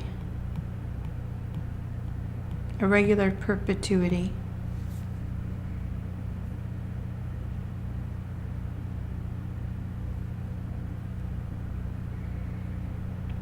So this is like the annuity exercise we did yesterday. The only difference is that this portion is a perpetuity. It's not two annuities. It's an annuity and a perpetuity. So you're going to see all I'm doing is using the same formulas on different parts of the timeline, and you have to adjust them. So you're going to combine annuities with the basic time value of money formula to discount these amounts. So I've drawn this in quarters, but I didn't get my rate yet. So what rate do we have here? They should be using what rate? 10% effective. So this is the effective annual rate.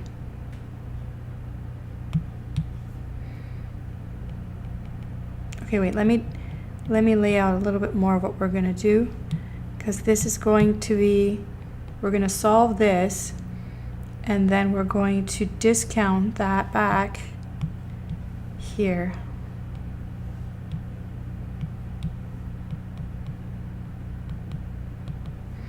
And add them to get the result.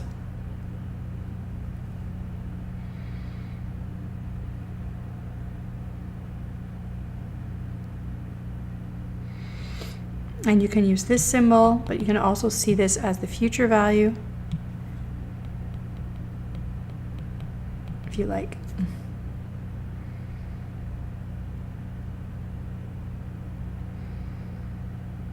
All right, let's get the correct rate. We need the effective quarterly rate. So we are given the effective annual rate of 10%. So the EAR is 10%.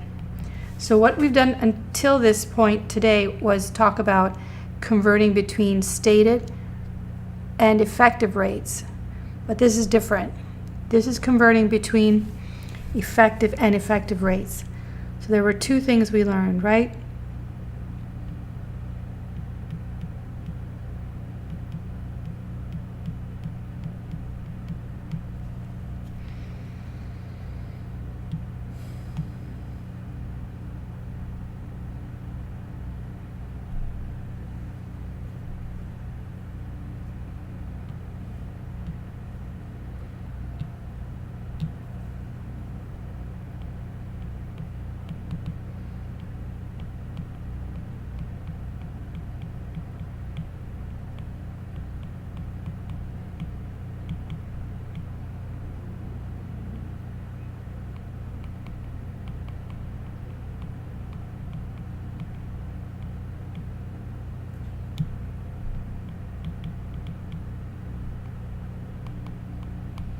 So we learned to convert between stated and effective rates, and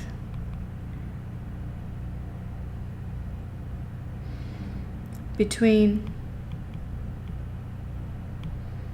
effective rates.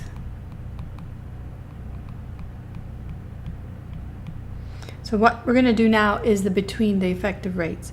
So I want to go from EAR of 10%, but we need the effective quarterly rate.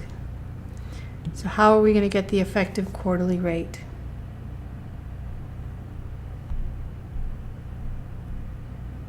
Oh dear, this is not good. A sec.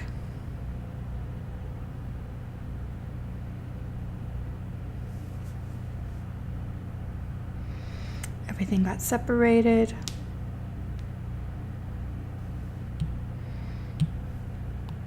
All right, so I'm just going to do this on the next page. So we need So we're given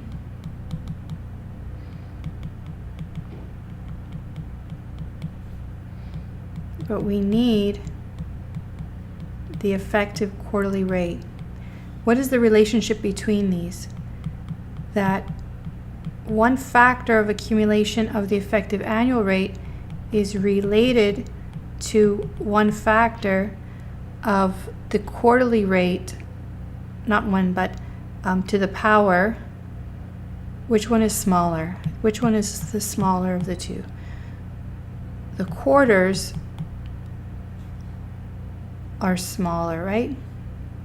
Quarters are 3-month periods, and 4 quarters makes a year. So that's how you figure that out.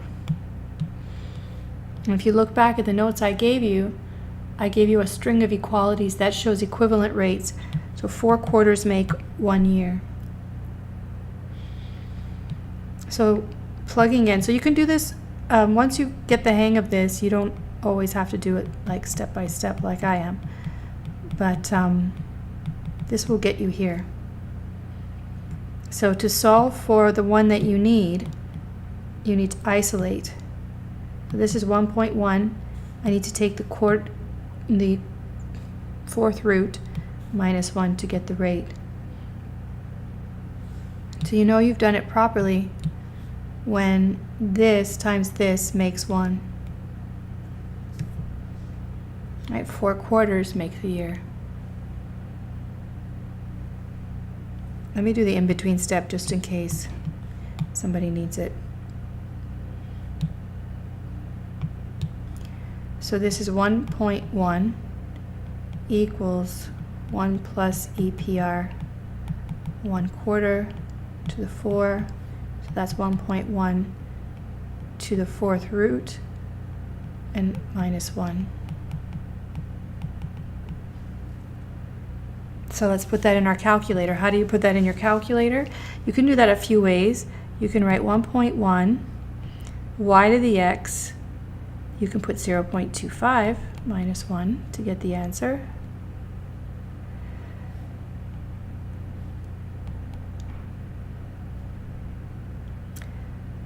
Or do I have to say an equals in between?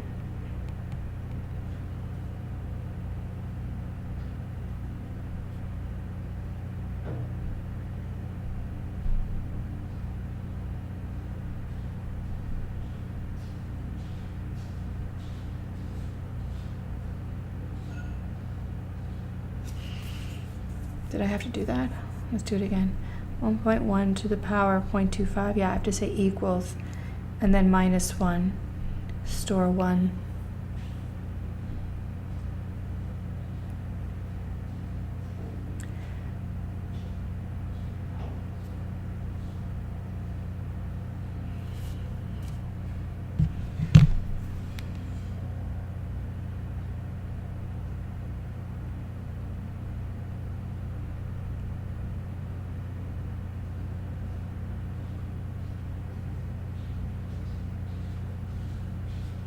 So you want, for the calculator, you might want it as a decimal, you might want it as a percent. So just remember that you stored it how you stored it. If I store this in 1,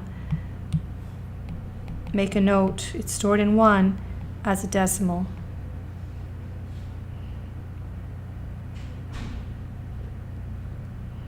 So what did I store? I stored the number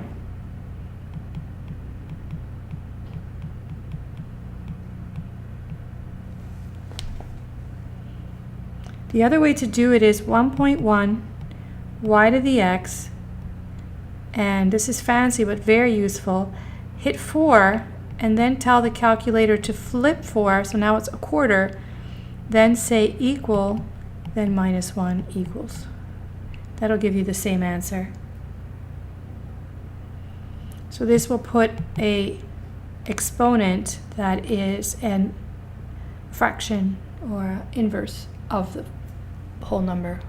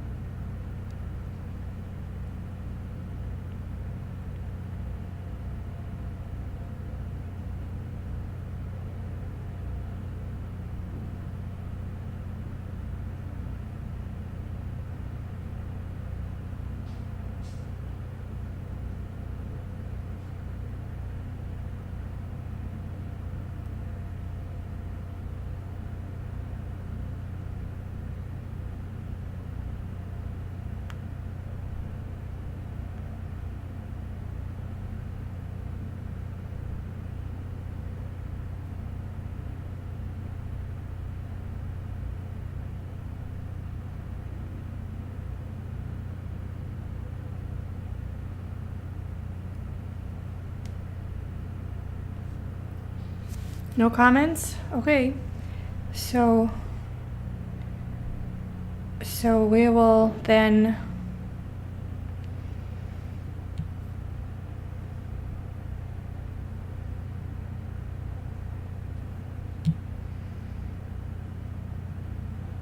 so all you have to do is indicate that number somewhere on your page.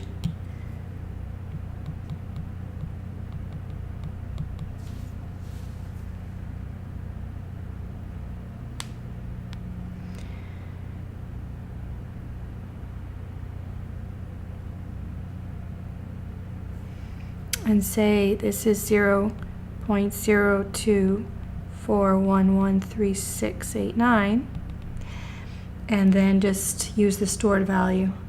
For the perpetuity, we'll start there, seems the easiest. It's going to be $6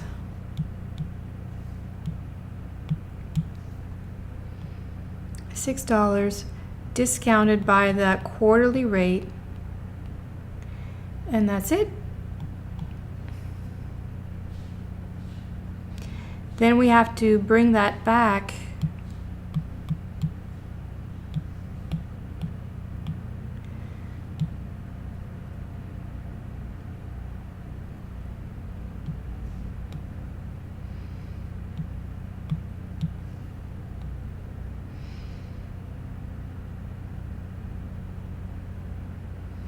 I'm going to put everything here in symbols.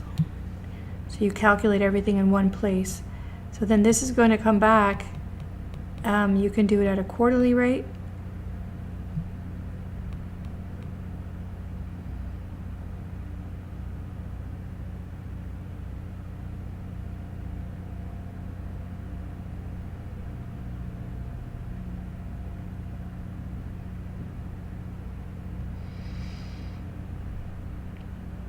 So I'm going to write down the quarter so you can see this is 4, 5, 6, 7, 8, 9, 10. So that has to go back 7 periods times this $6 over EPR 1/4.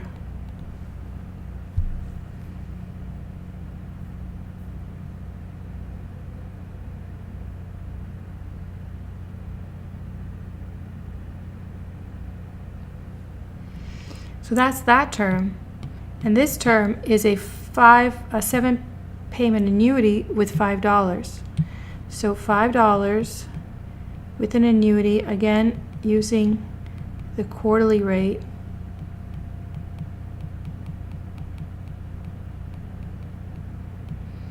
And you have to count them. There are 7. That's it. So make those calculations and you can find your answer.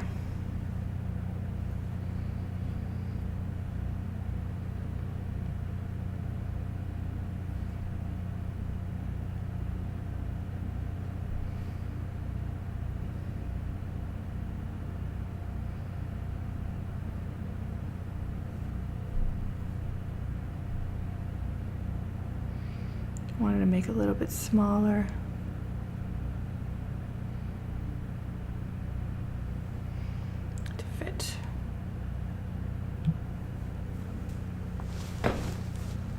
So these solutions are available in the notes, but you should practice, you need to practice the derivation.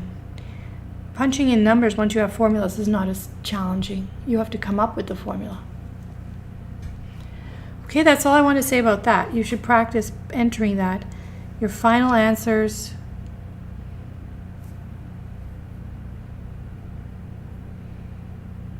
will be, this one will be 3185, but you should keep all the decimal places, and this one is 21060, and keep all the decimal places and sum them to get your answer. So you should store these before you add them. I think these are rounded. These are probably rounded just for presentation, but store them to get your final answer.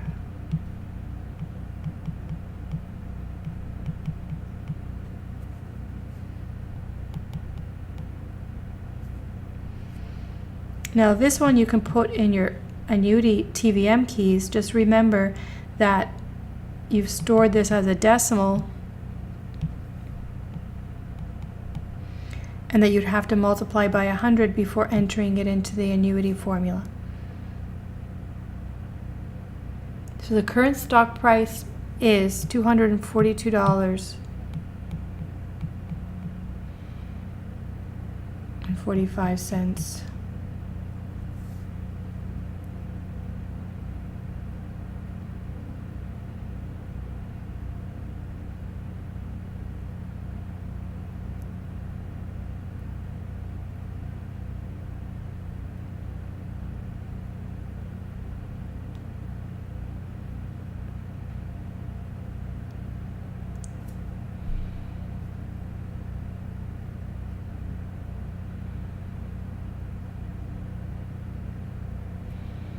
Any comments? You've gotten so quiet. Am I broadcasting? Always have to ask. Is my connection there working? Yep, good connection. Are you there? Healthy stream. Everything's good? Are you trying to punch it in or are you just watching? Okay. Do you want me to give you some time? I want to talk about continuous compounding. Well, I want to do one more with growing dividend payments, and then we'll do compounding.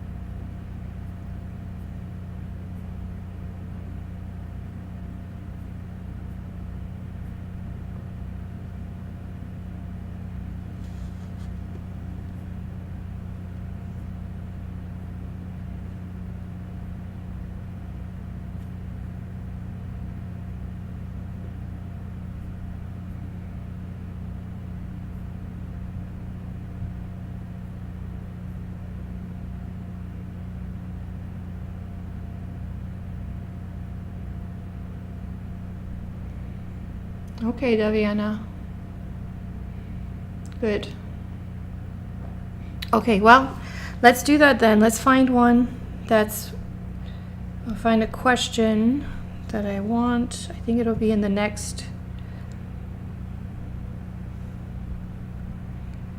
So there's no substitute for attempting the problems, right? You have to do the problems yourself. You can't just read the answer. That's not good enough. Okay, this is a summary page. 213 has all the summary notes on it, so you should print this and have it nearby. Print this and have it nearby. I go through the steps of what you're supposed to do for these problems. First, identify the timing of payments, if there are payments, and convert all the rates to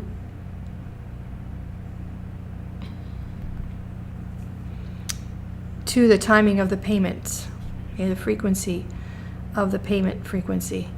Draw a timeline and determine whether the problem involves a simple time value of money problem, an annuity, a perpetuity, okay? So do that in step 2.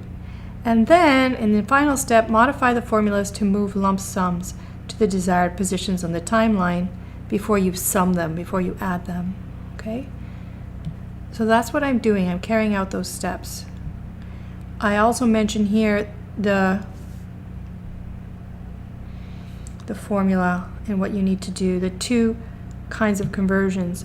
Converting from effective rate to effective rate, and what I just did here. Actually, I did it with annual and quarter, but you could even do it with monthly and quarterly, because there's 3 quarters, because there are 4 quarters in a year. I can write this. That's the same as 1 month. No, it's not the same as, it's different, but I can also reduce that to a month, because a month is 1/3 of a quarter, because there are 3 months in a quarter. So these are all the equivalencies you can get from going from effective to effective rates. And then this is the adjustment from stated rates or quoted rates. Sometimes they're called nominal, but don't let that confuse you with our discussion of real and nominal. They use terms so liberally, I'll just erase it to avoid any confusion. They're called quoted rates, stated rates. Okay, when the word nominal is used, because it's like it means very little. It provides very little information, or it's nominal, no, it's like none. Yeah, as opposed to, the real rate indicates to you, if you're comparing nominal and real, the real rate is real. It tells you what you're really paying, and then adjusting for inflation gives you the nominal rate. Anyway, whatever. If they use that word too much, don't get confused. I'll just erase it so you don't think that I'm talking about real and nominal rates with inflation. So this is just a summary page that you can have by your side. I want to do a problem with, okay, the stars. Let's do a star problem. No, that's too much. Let's go back to, I didn't give you the solutions to that. I should send those.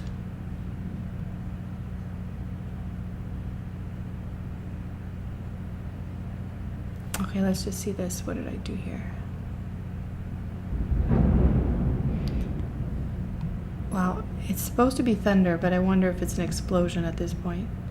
Can you hear the thunder?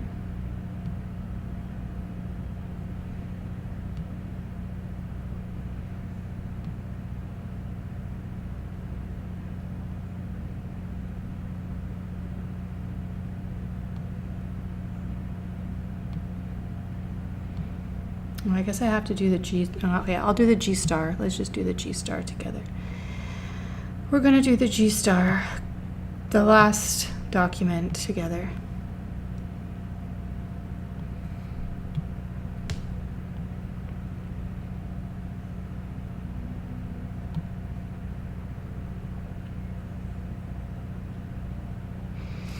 Okay, so these come from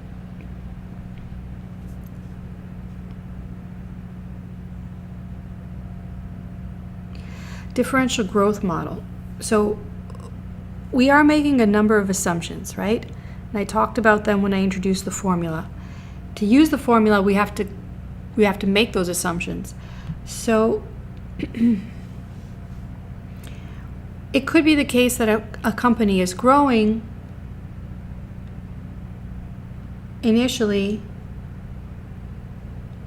and then if we believe at some point it might grow slower, so the growth rate will change of those dividends as a result of the company growing at a slower rate, or might stop growing altogether and just plateau for a period. So these are examples of differential growth, and we want to use them, want to practice using them. And so here, an investor has just paid this amount for the purchase of 1 share of this company's stock. The company just paid $9 dividend per share. Annual dividends paid at the end of the first, second, and third years. Okay, so they're annual dividends. That's our first step, right? Let's see. Annual first, second, and third year will grow at a rate of 10% per year, and then grow at a constant rate of G star forever. Given the risk inherent, the investor requires an effective rate of return of 10% on his investment. So I've eliminated the worry about interest rate conversions because everything here is annual. Dividends are annual, the rate is given as effective annual, so there's no actual conversions here. We can focus on the differential growth happening.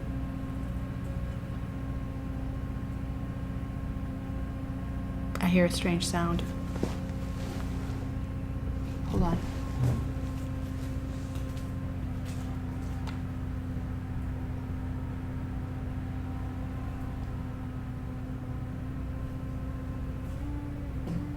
Oh, it's the wind. That's the wind. All right. I have to seal that. Can you hear it?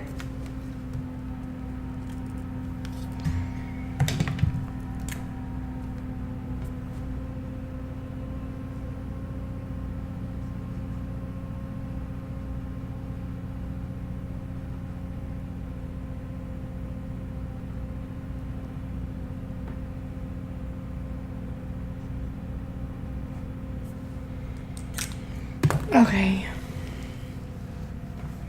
so let's draw the timeline. That didn't work.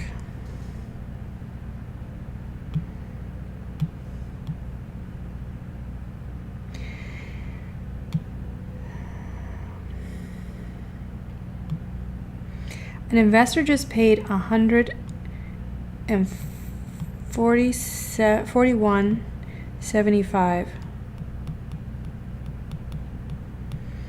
for the purchase of one share of stock. It just paid $9 dividend. Now that just paid dividend doesn't go into the future valuation, but it helps us because dividends are related to that first one.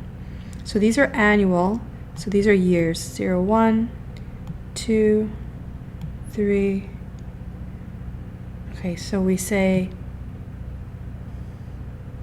there's going to be, within those years, a 10% growth rate.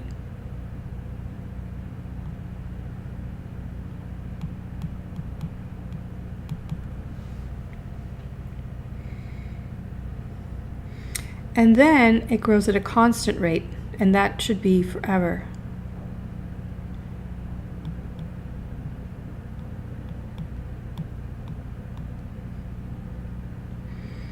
So from the third year, it's the G.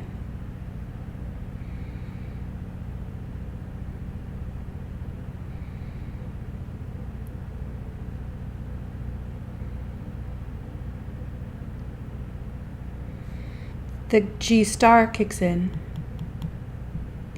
So this will be 9, 1.1 cubed, but then a rate or a period of G star. And that's all I need. I just need to know the first one, correct?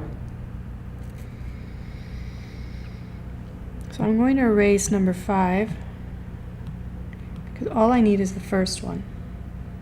What am I going to do? I am going to erase this to make some room. And again, I see here, this is an annuity with growth.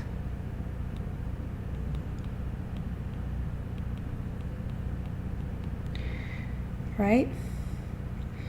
And then we have this one that we'll say begins one period from this point forward here.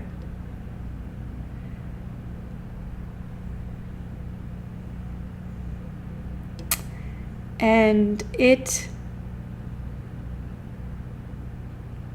is a perpetuity now.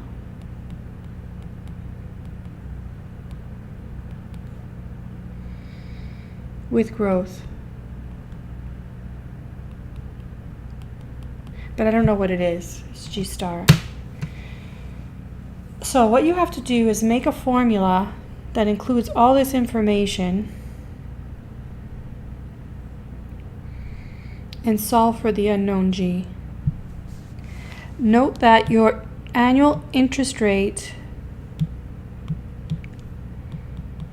is 10%. So when we have a growing annuity, if you guys remember, where the growth rate is equal to the interest rate, we cannot use our growing annuity formula, remember?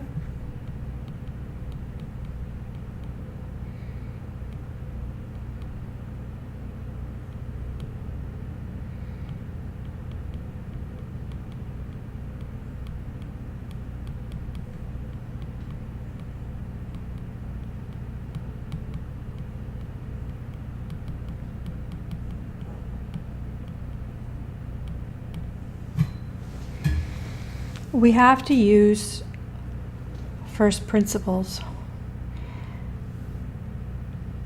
Now this is going to be discounted 1 period, this is going to be discounted 2, this one 3, and those are going to cancel with the rate.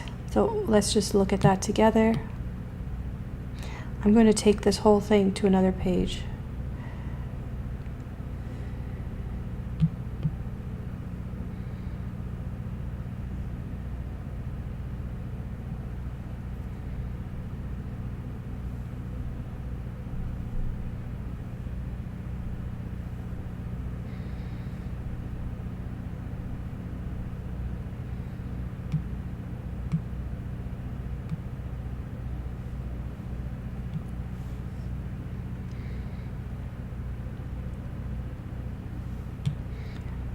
So what you're going to get for this first term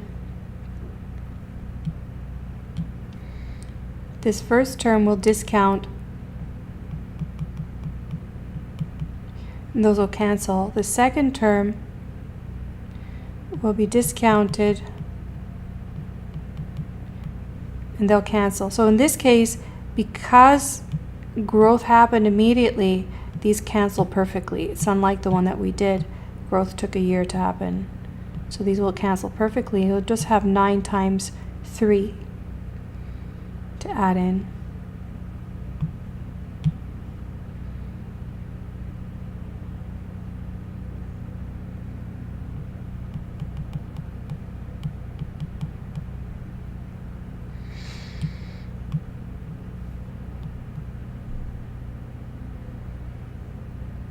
So it's just going to be 9 plus 9 plus 9 is $27. So the present value of part A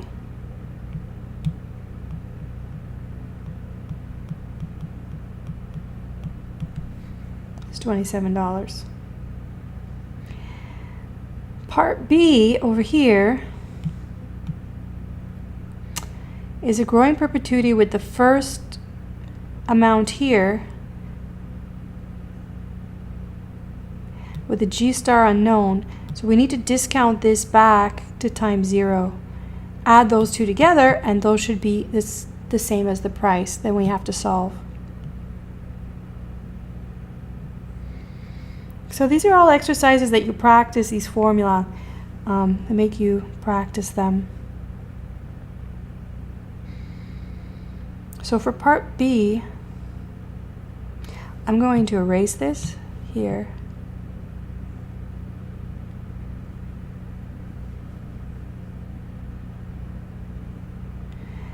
And I'm going to erase this so I have room. So the PV part B at time 4 is going to be this amount. This is the first cash flow. Because it's a growing perpetuity, it will be I, which is 10, minus G, which is G star. And then I have to discount that back here.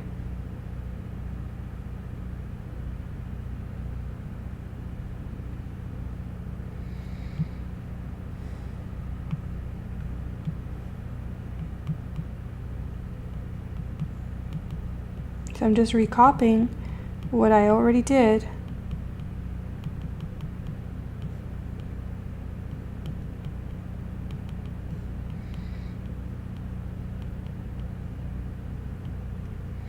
So that has to be discounted 3 periods back to here because it happens here. So I want to take this amount, add it to this amount, which I should also put in black, shouldn't I?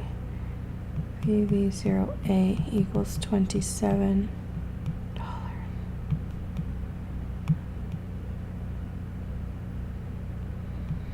And I want to add those.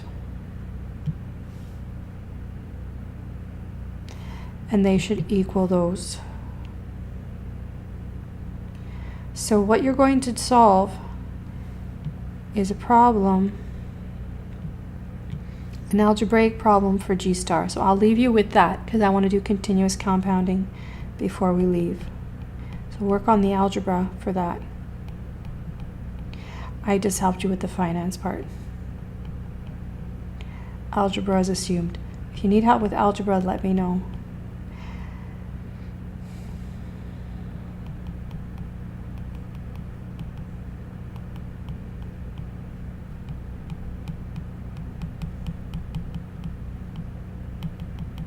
And then there's a second problem where you can practice solving for G star as well.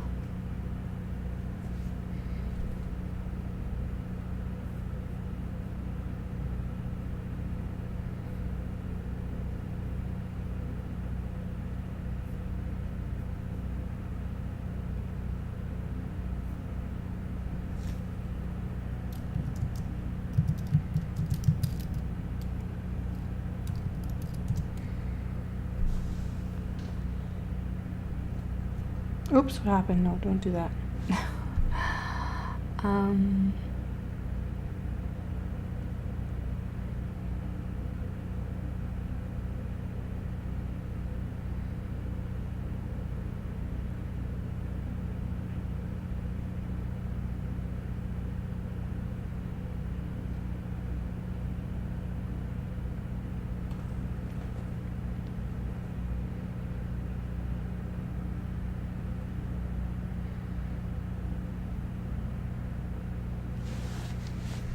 Okay, ready for the next thing? So the last thing I want to talk about today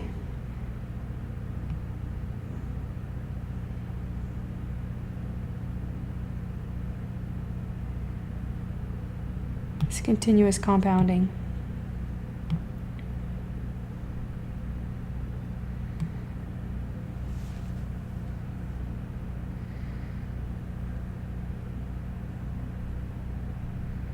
This is document 212.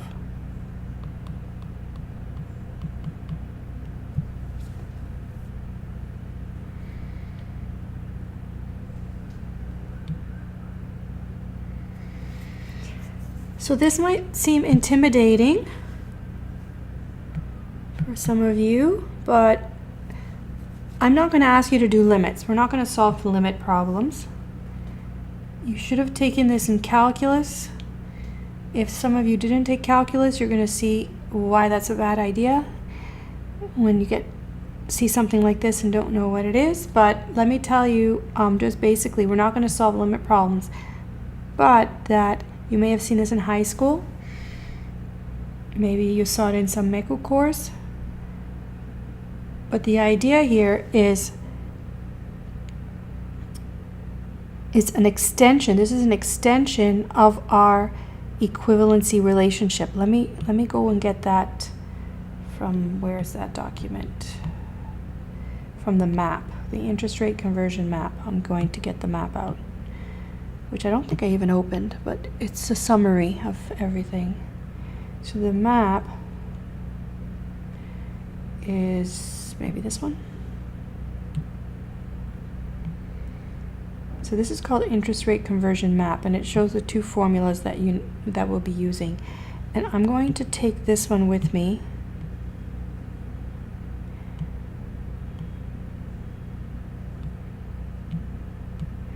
And repeat what I have said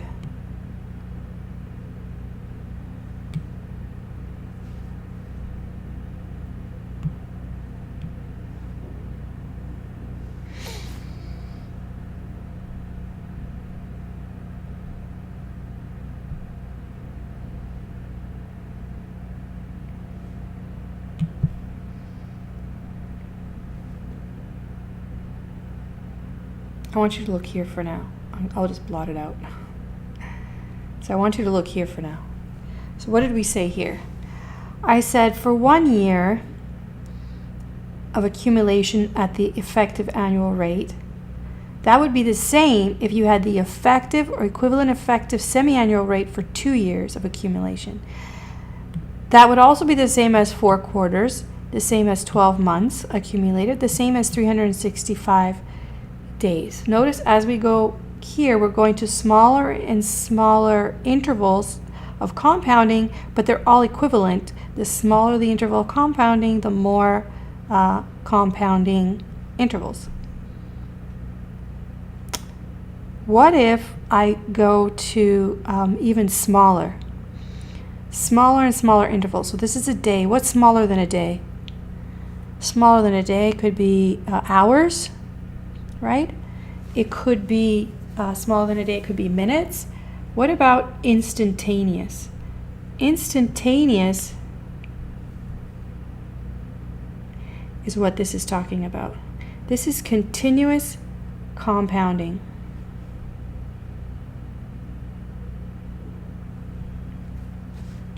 This is saying let your interval be as small as possible. That's the n. So we're going, look at the subscript here. It's going smaller and smaller and smaller and smaller. What about it becomes 0, small as possible? And then, oh, let me make a step. Before I talk about that, let me go back to this for a second to do this properly. I skipped a step. All right, so before I continue with that, each of these has, so the effective annual rate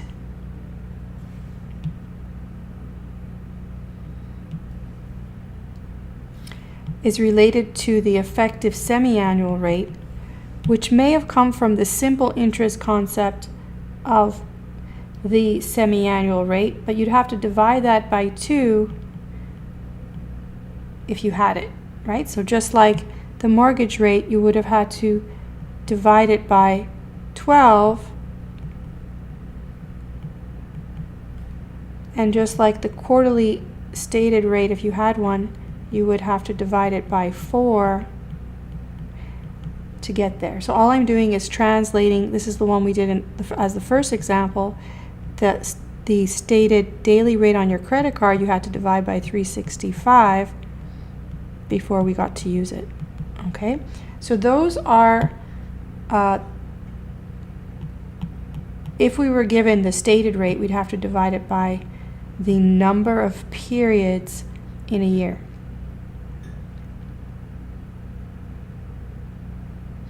So back to my original question then, what if those periods become smaller and smaller and smaller? And the smallest it can be is instantaneous. Instantaneous. This is very important in finance, okay? It's a very important concept. Even though it doesn't sound so practical, instantaneous compounding is important, instrumental to the theory. So I have to introduce it here, and we use it a little bit. The most important thing is you understand its relevance on this string of equalities, where it fits. And that's what I'm going to talk about now. And that's about it. It should come up again when you work with options in your investments course or in life. All right, so you'll see instantaneous compounding comes up in the theory. So let's see, I want to now move this over. No, that's not going to work. I think I just covered it. So I'm going to erase what I did. No, I'm going to have to, because I want to show it as an extension. It used to be on my inequality, but I decided to introduce it separately. So as I was saying, each of these are the effective rates that came from taking the stated rate and dividing by the number of compounding periods in a year. So 1 over n is the number of compounding periods per year. N is the length of the compounding interval in a year.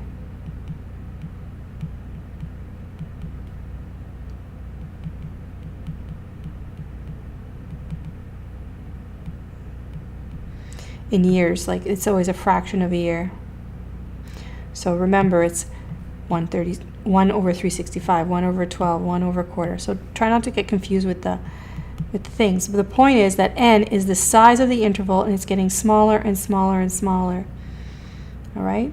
So as it's getting smaller, the effective rate is getting smaller. The inverse of that, like I said, is the number of compounding periods. So you're dividing by a bigger and bigger number, and you're bringing it to the power of a bigger number, you see? So the limit of this turns out to be the exponential function. The exponential function to the continuously compounded rate. So I will not show you this. I'm talking about in the limit. So the continuously compounded rate is just this exponential function. Can you see it? Is it big enough? And it fits, it falls right into the equality. So just this, you don't put 1 plus it, it's just e to the r0. And that r0 is the continuously compounded rate. So this is what we have. This is what I take from that. 1 plus EAR is e to the r0. This is the equivalent, this is the adjustment for the equivalent effective annual rate of the continuously compounded rate. Now, a continuously compounded rate, you cannot speak about the continuously compounded rate as an effective rate, because you can't effectively continuously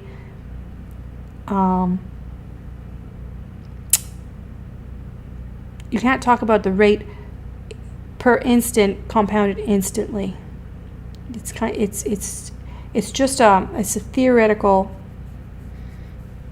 concept that we capture as a stated rate. So bear with me that it's just, we don't talk about the continuously compounded effective rate. We only talk about it in terms of its stated rate. All right, so the only kind of rate that exists is the rate compounded. Let me write it out here. So R0 is the rate per year compounded continuously.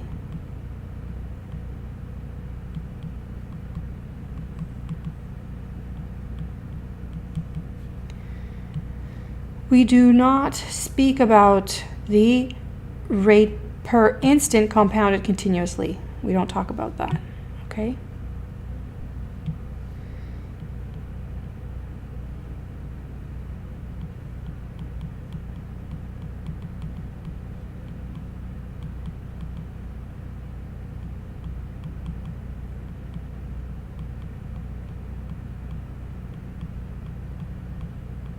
So there's no effective continuously compounded rate. So it makes it less. So you just got to know this one. So because 1 plus EAR is equal to ER0, which comes from this limit equation, imagining the interval getting smaller and smaller and smaller. If we want to know the continuously compounded equivalent of an effective annual rate, we would have to take the logarithm of this, right? So these two formula you need to know, and now to apply them, remember what we learned about time value of money relationships.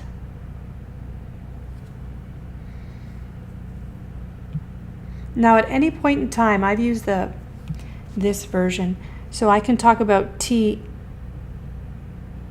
as today, and I can accumulate for big T periods, and then that would put me at today plus big T periods. Okay, so I can write formulas like that as well. I have a formula sheet with all those, but it's not necessary if you understand what I'm trying to do. That this, whatever is here, it brings you forward. So this can be anywhere on the timeline. It doesn't have to be at 0. It's more general. Then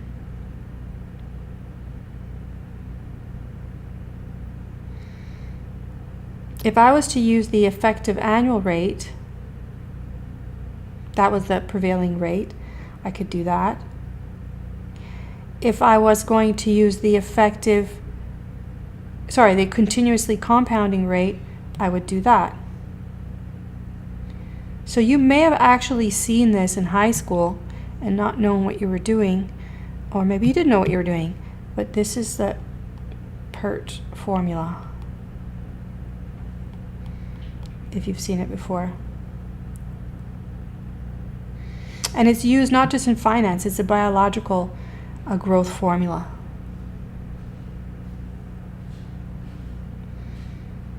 So you might have seen that even in science class, natural sciences. Or engineering, if you've ever taken engineering courses. All right, so if we wanted to solve a problem, here are some examples. Your bank offers you a certificate which pays $100 at the end of each of the following 3 years, carrying a stated annual continuously compounded interest rate. So remember, there's no such thing as an effective, so we just say stated. Annual continuously compounded interest rate of 8%. What is the present value of this security? So since the timing of the payments are not instantaneous, the timing of payments are annually, I need to find the effective annual rate. So I have to convert it. I convert it to an effective annual rate using that formula from above.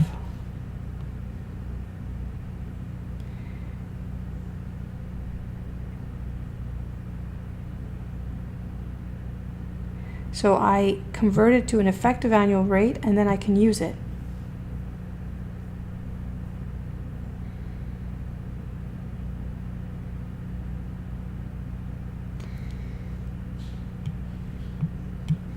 So this is the effective annual rate.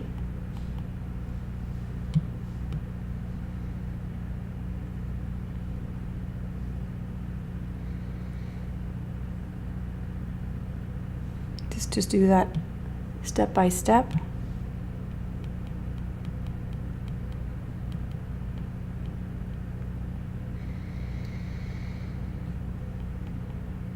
So we want this, but we're given this rate that we're told is 8%.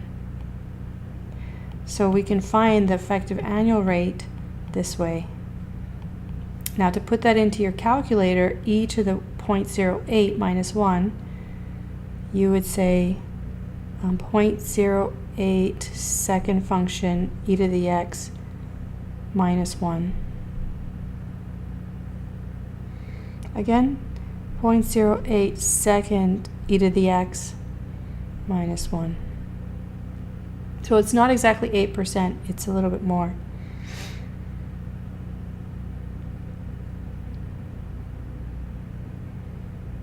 And so that's it here.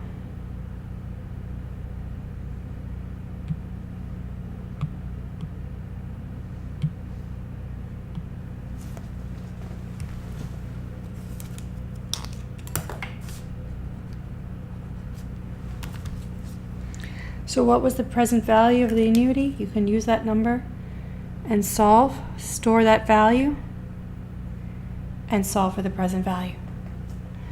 So you've learned a lot. Most of it was review. You have the weekend to pull it all together using these documents. I will send you the clave for the G star. Let me know if you need anything else.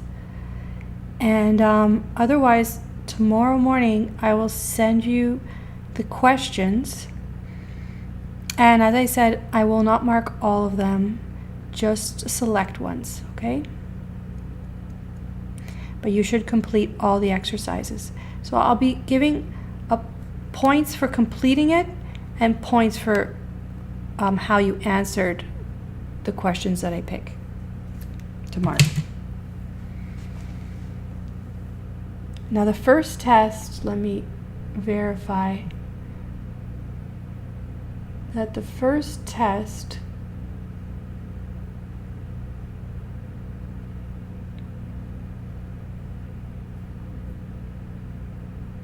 I'm just looking at the weight of the first test. I made the first test worth 20%. So if you need some help, let me know. I'll be available this weekend by text. You can reach me. If you want clarification, if you need help to study today, also let me know. Text me, okay? Otherwise, I'm going to say have a good day and great weekend, and hopefully this will all come together. And the test will be due on Sunday. Okay? So good day.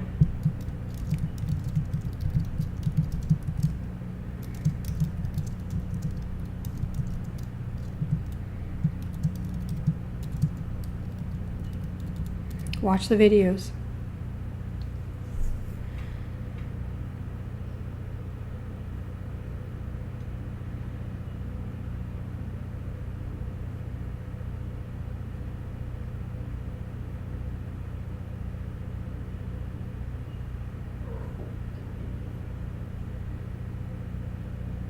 Bye.